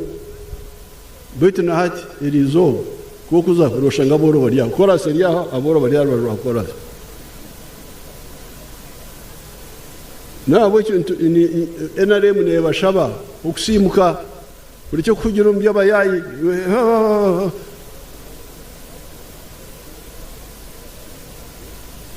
hati twagira mu government ebi tukabikora tutakagira mu government tutakagira na kurwana twatanga kuburira abantu twagira mu government injiri twagita mu government umukaruka cyane namukaga deba barasasara bakaba yo mu manifesto committee ni nyijuka umukarurako tukatamu hikina nebyo gukora mushanju aho batamataka agafunzire yikemwe utemu umwana yike ya kabiri utemu bijuma ike ya kashatu utemu obunyatsi bukuri sente zo mucyushu ike ya kana utemu ibikuriye biyeka ekanyuma uteyo enkoko z'amahuri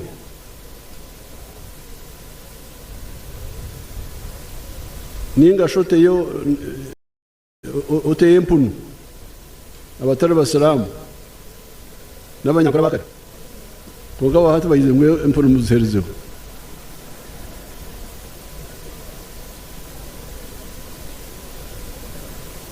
dero umuizinga uteye ibintu babi by'inyanja niko twababurira umuhandike manifesto amubuto bafaye konka hariho abahurire ngirejo basangwa uwakamuri kamuhurira ubujuruzi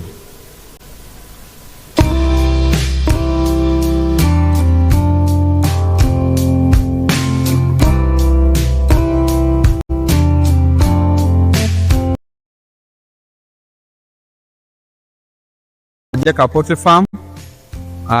Jakapote Farm eyaganibwa Bukwenge,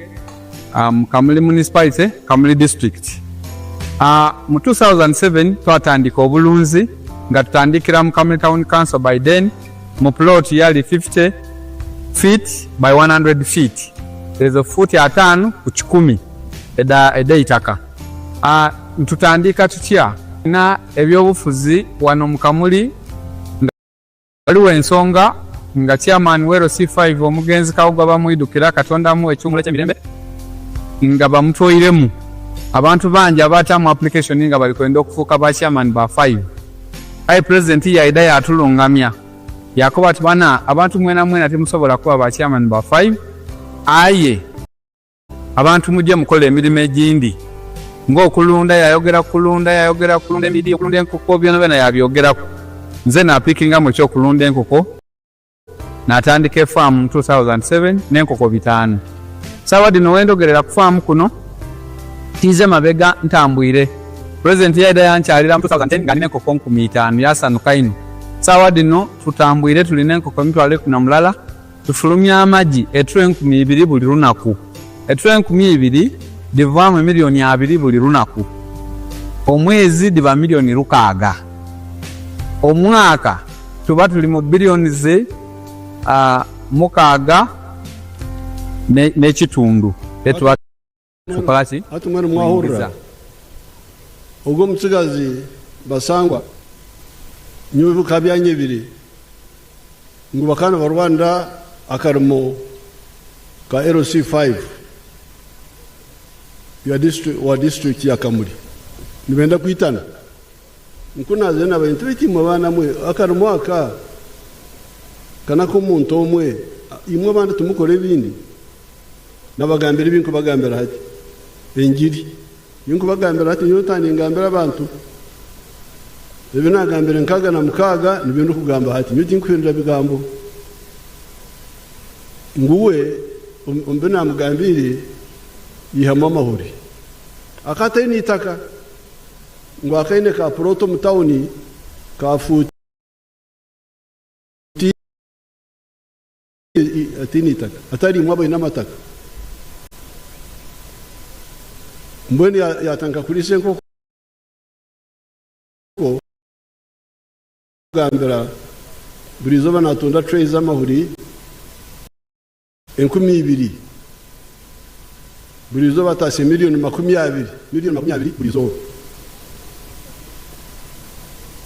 okwezi miliyoni 600 biliyoni mushanju na miliyoni 200 ogwo no wahuriro kandi bo karamoja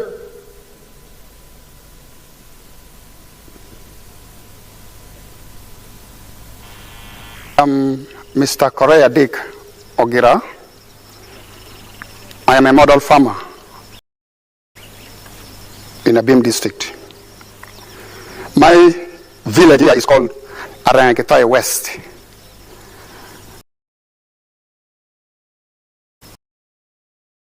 Council in Karamoja.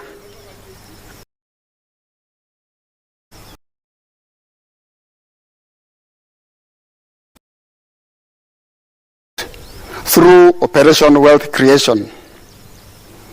I received 200 mango seedlings, and I planted all, and they are all doing well. Apart from this venture, I got money from PDM last year. I got 880,000. And I used 800,000 for buying 10 goats. And the goats are there.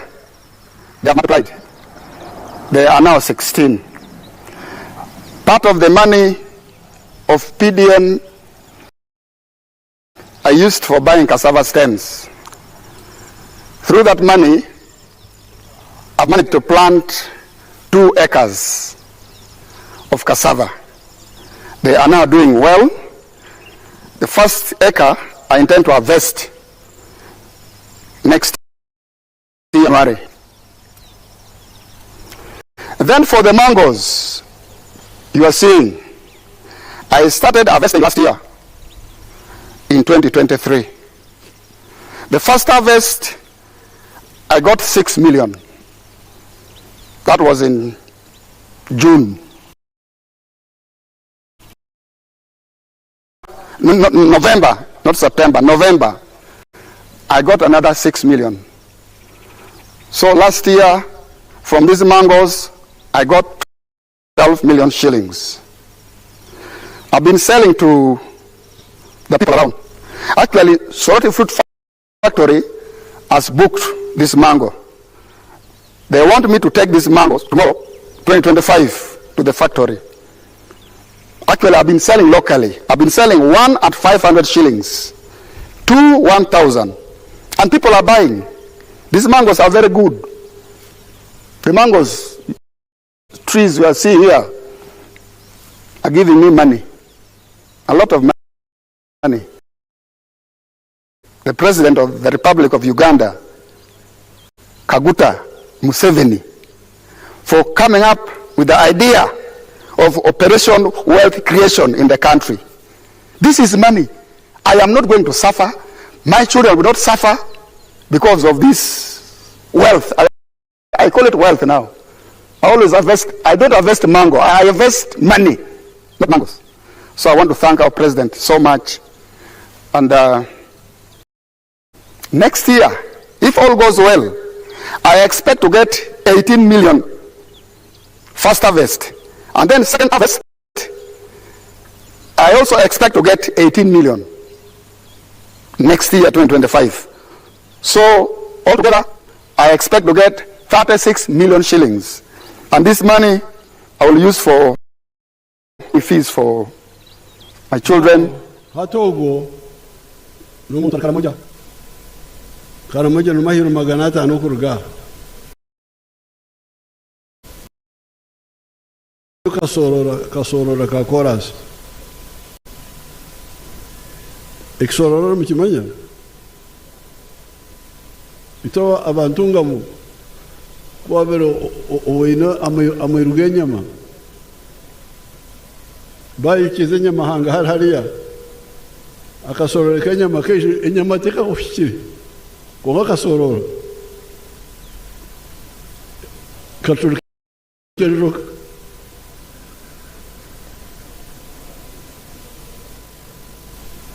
Bueno, kara tari na kasorora ka koras. Entungu kaniki. Konka obugega. Nyena kushima abagurisa banatandikire nabo, obutwatandikire nabo. Twabahwire okuhinduka kurwo mukorenda no koresha ndaneshaho bayikiriza batandika abagurisa bona butwabe twino bakaburuku bakagendagura bakakoro bacyoya ababurunga kuriya abakunuya isheriyondo bengi bahinduka batanga kuri sente twarete okugemura bagemura nambona hata abantu bari nibagemura bengi nambona amateni mengi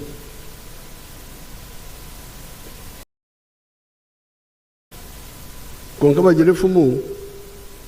gata munonga tugebushido mbona kandi abantu noshutu batagata ukibareka bahora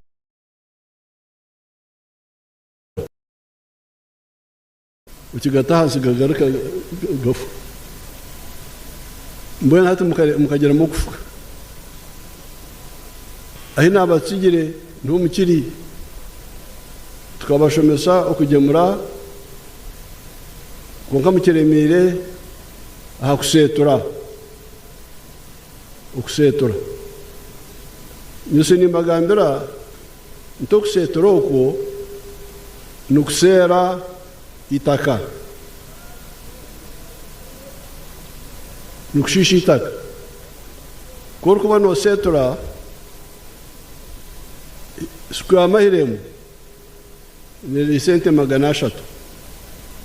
kuzirisa waheza gukora biri bitwabanze gukora ibyo kukura umutete ibyo mukabikora ibyo kukura umutete ukwihamu ubugando ibyo bikayambaho konka mwino ukweyongerayo wakora ibyo kwa mahero ne sangante 300 ukuriye ginyekiro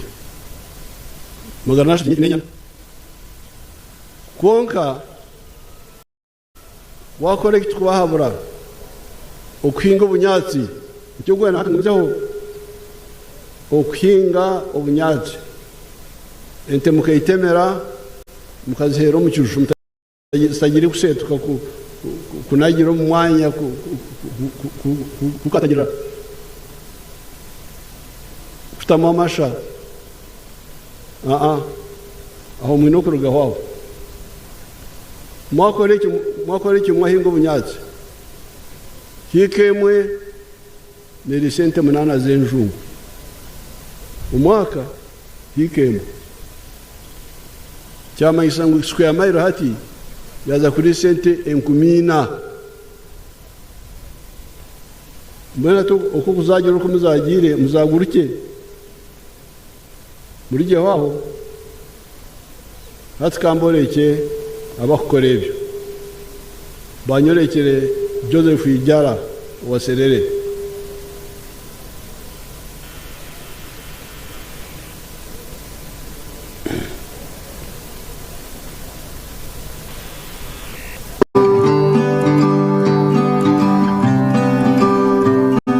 Hello, my name is Joseph Ijala. I'm the proprietor of Taifa Farm, which is located in Serere in a place called Kakusi, where we are. And in Taifa we have dairy, poultry, and we're also making laundry bar soap. But we also have the value addition aspect of the farm, where we produce yogurt and pack it, tin it for the market. This project started 11 years ago after an inspiration from His Excellency, the President of Uganda, when he had come here and he was teaching people about the 4-acre model. He was having a rally in Soroti, and that time I was working as a taxi driver. I was doing that master business in Soroti. So when I had this, when I heard he was around, I crossed to go and listen to his story. And he was talking about a 4-acre model, how to improve household income. So when I came back, I was fired because I delayed there and the taxi came through. So when the guy said, you go and eat those words that you had. But I had already this land 2.5 acres, but I also had local chicken here. But after hearing that, I got inspired to put more effort on raising this chicken. So I raised the chicken to the tune of about 100 of them. Then I got a small incubator. That was about 4 eggs. So I used that incubator for multiplying my local chicken farm. Eventually I was having 1,500 local chicken around. And I was very famous for local chicken. So but then local chicken were not answering my day-to-day needs. So I decided to translate it to layers. In Taifa farm we have 10,000 layers, which give me about 310 trays per day, and each tray goes at a price of 10,500. So approximately about 3 million shillings a day from the eggs that we get. Of course, it varies depending on the cost of the feeding, but at least a half goes for management, a half goes to our pocket as Taifa. So after selling the layers, that money I invested it on dairy. I started dairy with the 4 cows, but I have multiplied very fast because I'm using AI. I have my own semen bank here, so I do artificial insemination, and then I also got a vet who was able to train some of us here with the veterinary knowledge. I think he's even here, that gentleman there, the vet. So the cows that I'm going to show you are cows that are bred from Taifa farm that produce, my highest produces 36 liters per day, and my lowest is at 20 right now, each cow. So 36, between 20 and 36 liters per day. And they all have names. I name them according to how I felt when they are born. We name them according to relatives, aunties, friends. So this unit that you see here is the unit of my highest milkers. So these cows have mattresses. They eat and then they come and rest here. This is where they rest, and they will be licking the mineral blocks. And then when it comes time for milking, they go and take a shower. As you can see, there are showers there. The cow comes here and stands here. So after showering, they go and relax. We have music for them. Our cows have music. As you can see, we have installed here some speakers, and if you may allow, I can sample for you the music that the cows, my cows like. And the reason for giving them music is so that they relax and prepare them for the time of milking. So one time I was going to buy soap, and they were telling me 7,000. I got Ogun Joseph Ijala akahurura kuhabura kwanjye soroti umwaka 2012 nkangire soroti ningamba nyo kwanjye no kugamba nikoriyo mbibiro uruko wabira nabiba embibo yemwe kagwa ndije kagwa mahwa ekanyoroza ndije mbibe kagwa hamhande nyunyi irya onka kagire yagwa hitake rurungi ekeraje mbona harimo abarukwera nkayijana ngo akahure binabe nimpabara nyundi yo ningamba mbanka yohana mbatizo ningamba konka yahure binagambira ngo akaine hikibiri next week zitaka ije atamwe nkoko z'amahuri ata mahuri ubuna kwata firumwenje akana natunda trays amahuri bishatu 10 buri zobo na atasya miliyoni 3 buri zobo ubunazaye konka yaguze rente intezo mareba nazingira ubunyatsi tuzukusetuka ziryo mu kiju mbiju nohura kwa ari umunyankwere wakare munaziteraho music abanyankore bakano bakikora icyo manyi umbanda gwento kutera umbanda kino cyabiri nikishemezenti muri nasitero umbanda azarira imfarati ito bamporo twatwarira icyarire ente bakiye tumutuya icyarire icywayarire rero kandi kare ukagaruka twatubikora ibyo hatu ubo akana atunda ritsa magana 3 burizo umute umuhiki ibireze next track hatu konga ubundi gireyo aiza tatinye yongere ni intunga miliyoni mukaga n'ibitaro kinana burizo hati deba hariya serere tariyo korasi korasi ngatira kumi arukuri yo muizinga konka no mugaye mbona hati imabanya bushozi mwino kureba ngo hatu mwarga akusetora mwaza akwingira into bunyatsi aro n'abantu berane natoire wanyakana Fort Poto arumkana batoire dekaterebe nyakana wa Fort Poto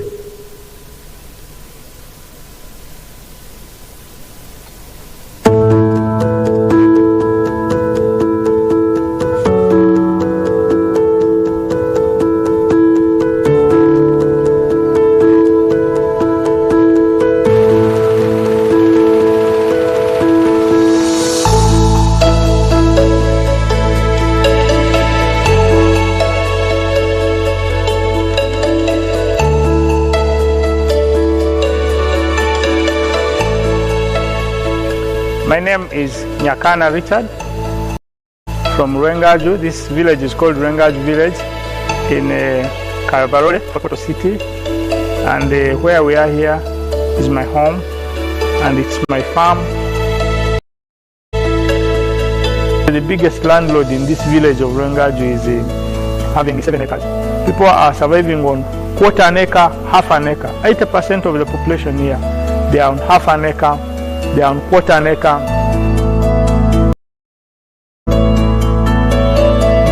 This farm and this home is situated on 1.25 acre. It is surveyed land. And 1 acre of land here, where we are here, is costing 80 million Uganda shillings. It is very expensive to buy land. Our farm is called Kana Farm. It is having 4 economic activities. Number 1, we are in zero grazing of dairy cows. Number 2, we are in poultry, majorly for layer birds. Number 3, we are in feed processing for livestock. And number 4, manure production.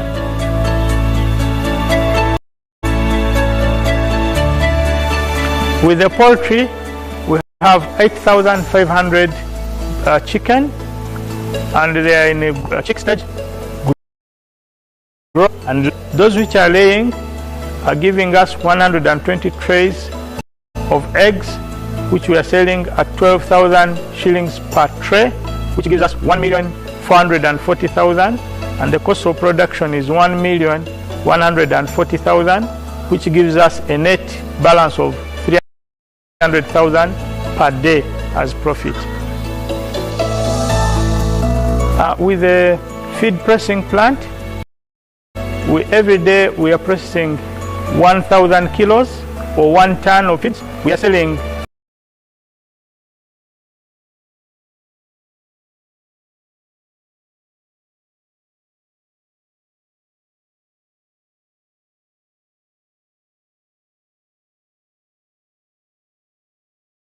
$1,000 per day as net balance of profit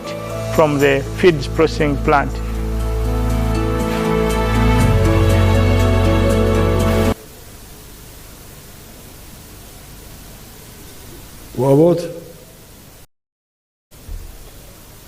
What has happened? Bachirioni betereza atogonyeka kana mwamureba nakora hikemwe mahurira mahuri agaro kutunda trays 120 burizo kwa kuyazara kukozesa ashaje mtwara ashatu yesente burizo ekikuma isomo 10 miliyoni 3 umukwezi ni miliyoni 9 nabo cyamahoro. For the dairy zero grazing section, we have got 8 cows. Out of these 6 are mothers now. The 6 mothers are giving us 120 liters of milk every day. Okay, we are selling hati mwahurira amahuri gonka ne miliyoni 9 ukwezi yahiza kwihoza kukozesa ntabwo n'amagoba mbona umwaka nagoba miliyoni 108 umukoko zonka umuhikemwe n'ubucweka bibiri amate muhora yatanga kubashobora enteze 8 ni impari tigana 2 manye ne hamuzinga yaho ne sente nyingi mu umwaka natunga sente zikuringo miliyoni 200 nawe kima abanyabushozi abaina mataka mahango agumuru kugaya mukatsigaho nyine hikashatu uzitunda unoza mbende kuza kuronda itakera hangu ubu n'ubushema tumwine garukire bo mugashe uburi mu mataka hikishatu hikina hika urogo no wahike mwenya kana nyakana ate nakozesa abantu 15 no mugege dirimu iuzaga ya hikitano hiki 10 mwe ubukafiro ubu mbwetese muhagarika kandi nkakuriya gata munonga tugebushe ndo ubundo bukafiri no kubagana nyine kayargaho ukutwanyagura nyine kayargaho ha ninke nkwirwa nyine ko kwakorgaho ninke nkebebe ninyanda shaye yanjye rero bushikwa burugayo bwija no twenda gwezirikira Rwanda share hati nkaza kabari nashanga bakiga ntimo bakigamo ndikene kinshobere ndikigirenta munenki noma bakigo kubagamba munenki ha ntinyina njoga y'amaizi yo kutaha amaizi konka nyina amajoro 5 mbere ingobe rya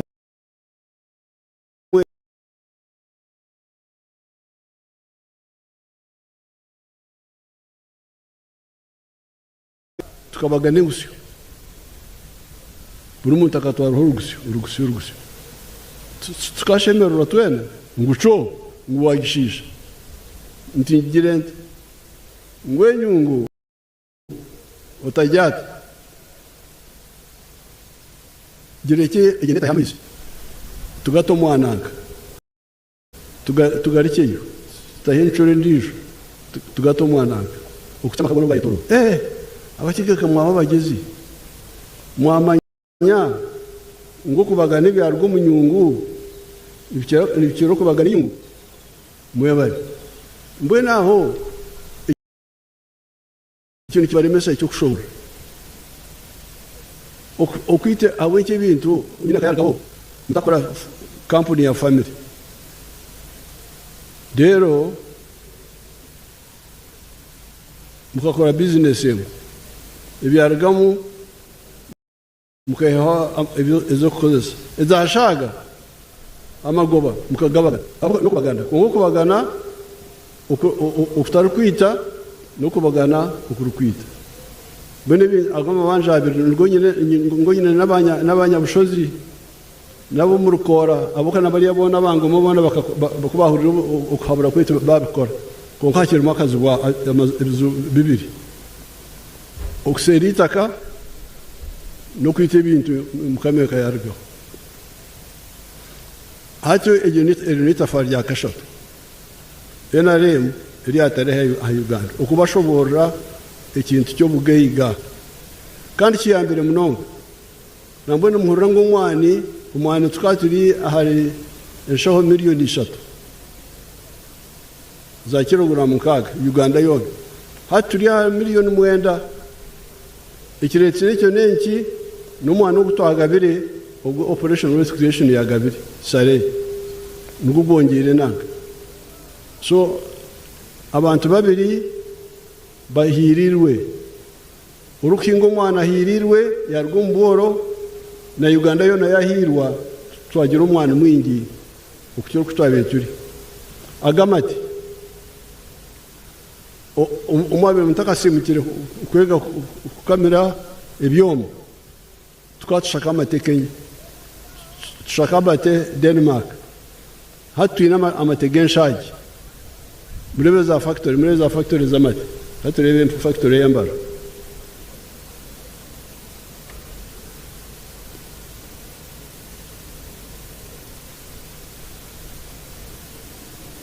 Par factory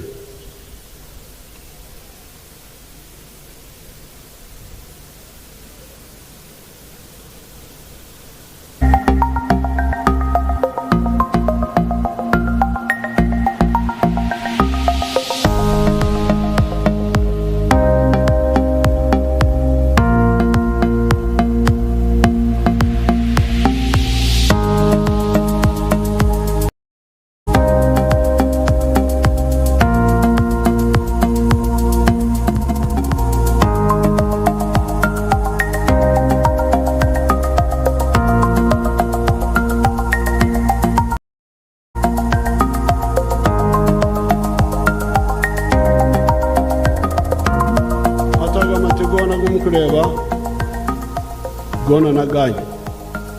gargaha twakishaka mate ahabukuba abantu bakasimuka bayihomboro kandi bakenura na Uganda yone ati mwino erunita fari ya kashatu NRM liatera ari Uganda obugeiga okusimura abantu akyo bugeiga tafari ya kashatu itafari ya kana itafari yemirumo katire yemirumo na ene tegarisa abantu ushanga abantu batekateka ngwemirimo yo mu government nambona horana chairman wetu nkejariyo natura ngo abana bahereze kushoma mutubene mirumo yana mangisho kutubarondoro bwa karani fuko handiko mu papura ko kankoreke imirimo yeri kuruga basangwa kigira president yawe Musanu Fino ku bintu byankoze era nga buli kaseera nchekingaku wendogera kati tu lina abakozi ebikumi bisatu betukozesa wano farm to was freeze there basangoria wabe na Rwanda karumuka RC5 kuyahuri ukabura kwanje yagegahara ati natase miliyoni 2 burizo ubugege bwabasangwa bwazare mirumo 300 y'abanya Uganda bandi debo bariya ategi yarwo mbugege bwabasangwa katurebe mirumo riko rwum factories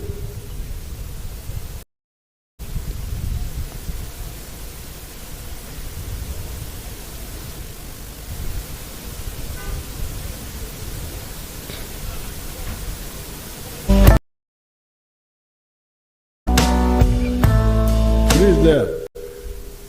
atege tawne mukureba yetawne mukureba ne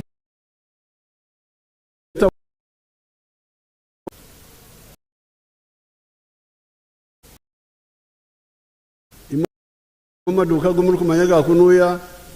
umwachika umwa sekareta umwankai amaduka getu gaha nubuduko obwe sabundi obwe eviriti obwe amastagetara beta mataunaga enare mama sega kwijati namakororo gonga ateri igitawuni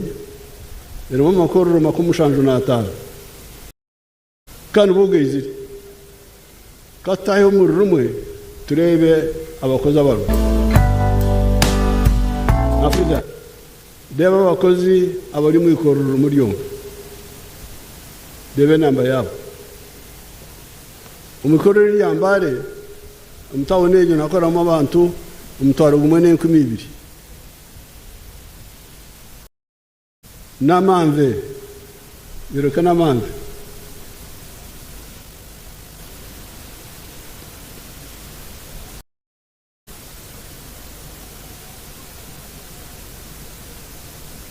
namamve ati ibana banagemerambwe hatari amakoro 2,700 bakozesa abantu mutwarena n'1,000 mbona ati mwaba NRM mwino kukimanya ngo obugaiga bo bukuzaremera umu obugaiga bwanje nk'omuntu bwa family bwa company ningasho bwa government na yabine parastato ejemirimo ya government ejo ni mike imirimo ya government yona hamwe nimutwara na munana abapolisi abasirikare bahibwa n'abashomesa abashaho bona nimutwara na munana tekubasa kutuma nabo cyo nacyo ni tafari NRM erterera hari Uganda kuboreka ngo murike kugira imirimo ya government teri kumara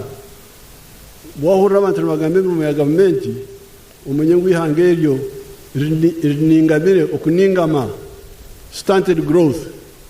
okuningama so irizoba n'amatafara nagambaho beti takaherije arabana benashomese by'umukono barayaba kora bari hano boyishe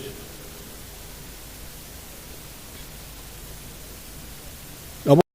ukabona nabona n'ubugaiga muja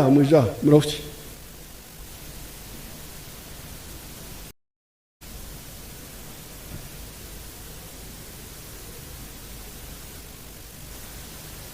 murafiki mwehute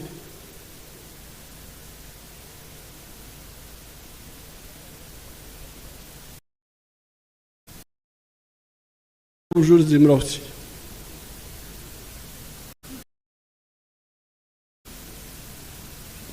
icyakwira mu ishomero nenki kandi ukashomaki atunukaraki rafiki mutsugaze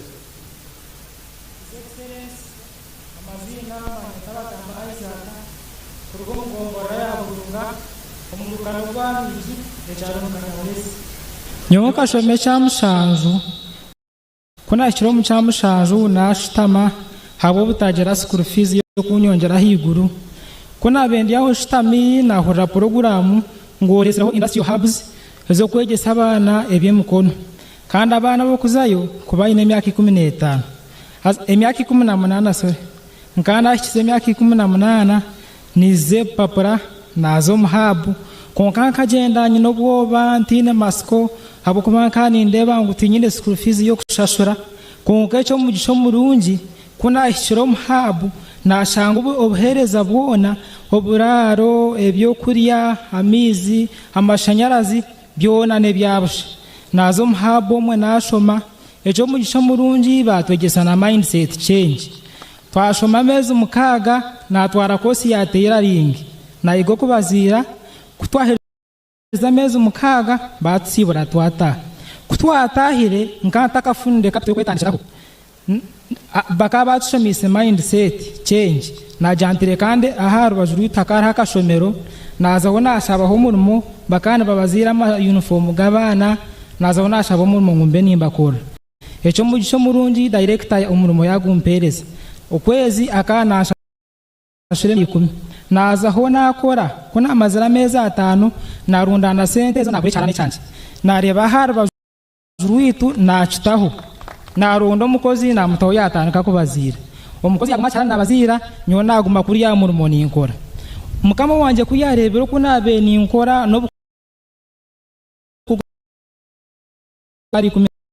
15 nakora hamezi ganje 5 nagure cyarane cya kabiri naco mujeriya narondo mukozi wa kabiri nawe namutaho baba bakozi babiri baza mu bakora nanye naguma kuri ya murimo ninkora twakora esente nareba zabaho nakwata sente z'abakozi bari zibabemba kora nanye zinabe nimfuna kunu ya murimo naziterana nagure cyarane cya kashatu nakyo nakitamu naronda omukozi wa kashatu nawe namutamu baba abakozi bashatu batandika kukora abakozi abo hati buri mukozi nimushashura emitwaro 15 abakozi bashatu egyo n'emitwaro 45 nyowe nkanye ninsevinga emitwaro 30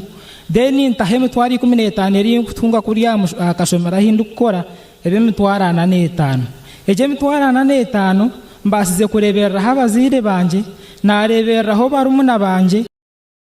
ine barumuna banje abinkushashurira mu ishomero nanye nyenka ninyereberera hati nkitega abazaire banje misho ebyo byo nahabwawe president ebyo kuturetera mbwenu esente zo hati ekyo mugisho murungi mbwenu president tukumanya rukunde eje yo twinire tube turi aho watandikiraho sako yitu twiguza mu account already hata hunda kugambira osteriyeho miliyoni 50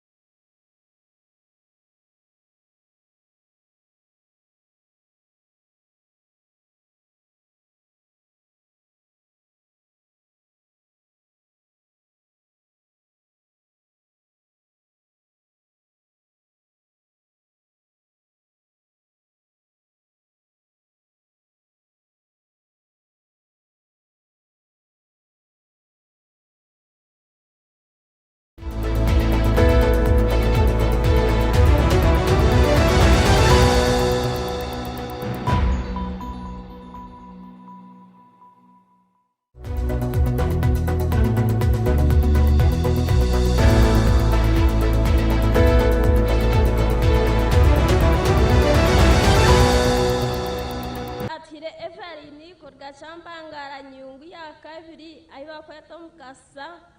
nanye nkakura nashoma echa katano kuna herse school fees zabra nastama kuna shize myaka 18 nashwerwa mshijo wa mbetwa gumusuruza Nikolasi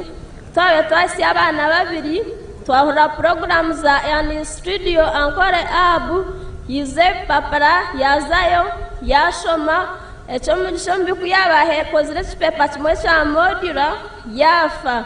ba state controller na ba managers bija bizire kuzika aho niho bamperira omwanya bakagira ngo niwe oine kusayo kashoma okareberera abana bawe nisima state controller ose kunyikiruza nanye kazayo kashoma nkatwara kosi ya hair dressing na shoma na mindset change na shoma mezi mukaga na argayo na garkomuka na tandikaho saruni yanje hati nyine mwabakozi banje babiri izo baburi mukozi ni mushashura shinjika shanju kandi nanye nsevingaho emitwaro yanje 50 kwezi mbasize kwera abana banje school fees nanye ninyerebera nko mukazo tine mushija nisima president Museveni webare byo tkorire webare no kutugura account ejisa wamazire kustera miliyoni 50 estraze questionsa kutungura business zitu Museveni kale anu bakweto atire evarini atwaire hati ishokeri yanjye nyoti rukwenda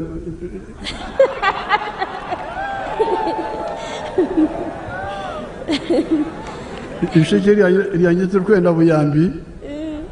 konga ni kwendeze migisha mu mashoke gabo atumahura nawe atwaire ataine ntasya aino mwoga kandi nawe nakozesa abantu tuza kuseze ebishani so nabwekyo aganwa matafarana ahari mushanju agaryo mu kwiga kwa NRM inja umpress confusion inja gama amatafara aganda 3 naza korgo umukicweke nabwekyo abo matafara agana niho tukubashabira ngo muhagire NRM habo kwa NRM ebyekozire nibirebwa kandi ebikuja corona byo twabagambira nabo ikintu tubashaba kandi n'ibintu byo kumura amaisho abo kandi bikwita Afrika bokura Afrika nezingama nambone muharangi ya pesheje zampa pesheje kamera umbana banje uri mu government n'umuhozo wenga bakorera government yanyu abana banje bari mu byabo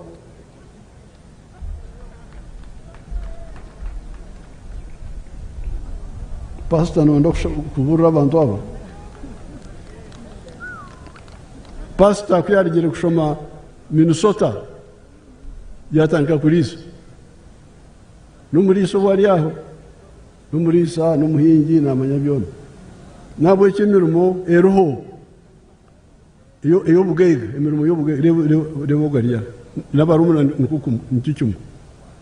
umuntu uri mu government wanje n'umuhozi wenka abo kunda busirikare n'abashukuru banje nabatandikiye kushanga abazere babo nabo ikintu cya ukumuka kigambo cyo bugega n'imirimo mukimanye muri cyo kugera muri bibiye na NRM oye umugurusi w'ikofira oye Kazo oye Uganda oye East Africa oye okubingo bworo okore mirimo mwebale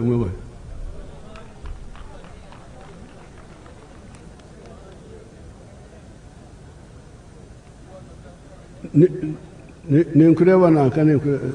yoko yadu shitama ninkureba ni yoko yadu shitama ne twaza fuchero shitama ninkureba nja kuteresa.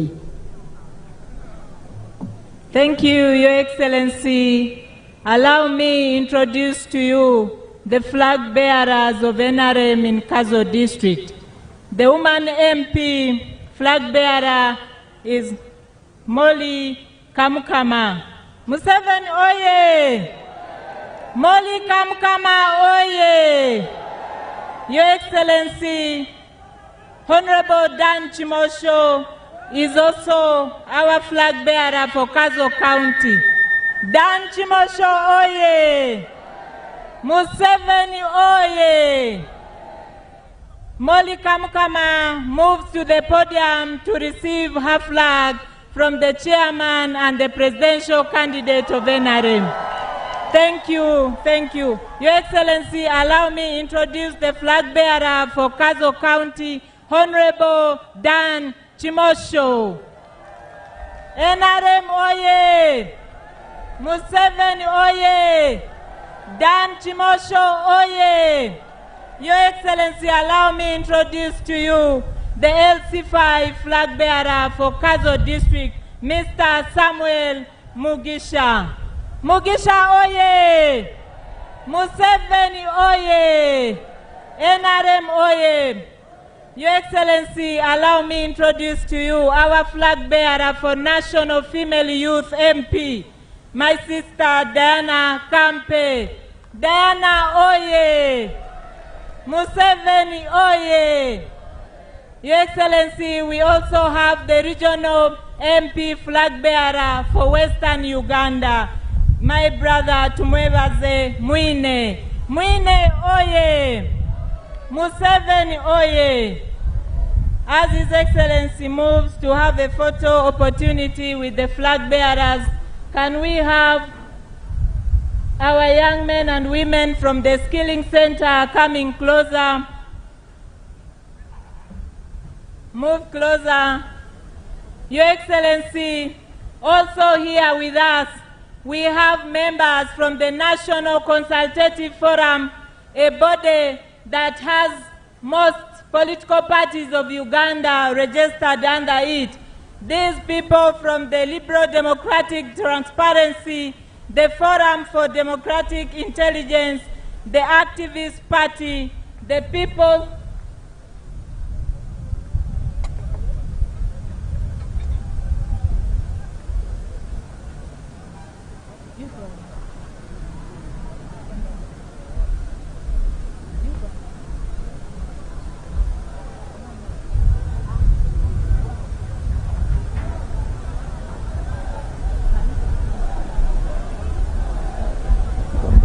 Thank you. Can we have the skilling center?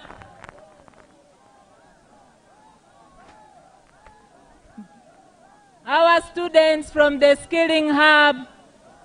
joined by the PPS who has nurtured and ensured that these people are trained and well taken. The State House Financial Controller is joining them.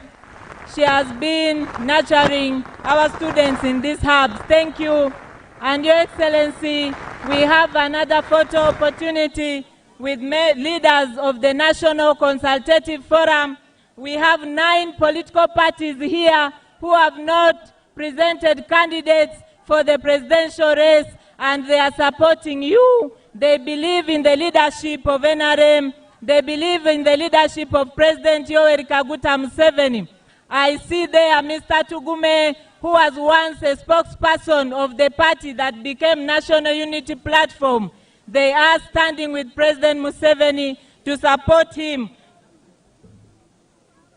We have the Activist Party, the People's Development Party, the Republican Women's Party, the National Economic Party. Your Excellency, all those political parties are with you. Finally, we have the gifts presented to you, Your Excellency.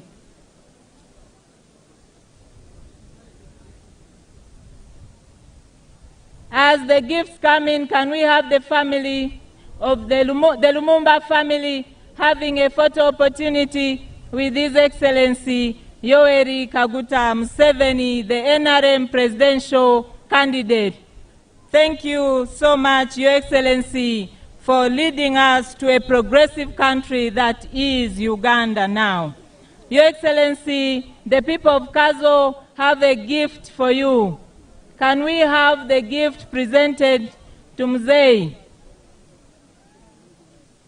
Can we have the gift? Your Excellency, allow me to also recognize my mother, Kebirunji Flavia, to wave to the people for giving us an office in Chinoni and ensuring that the NRM activities are well organized in that sub-county. His Excellency is receiving a gift. DJ, as you prepare for the anthems in reverse order. Can we have the gift?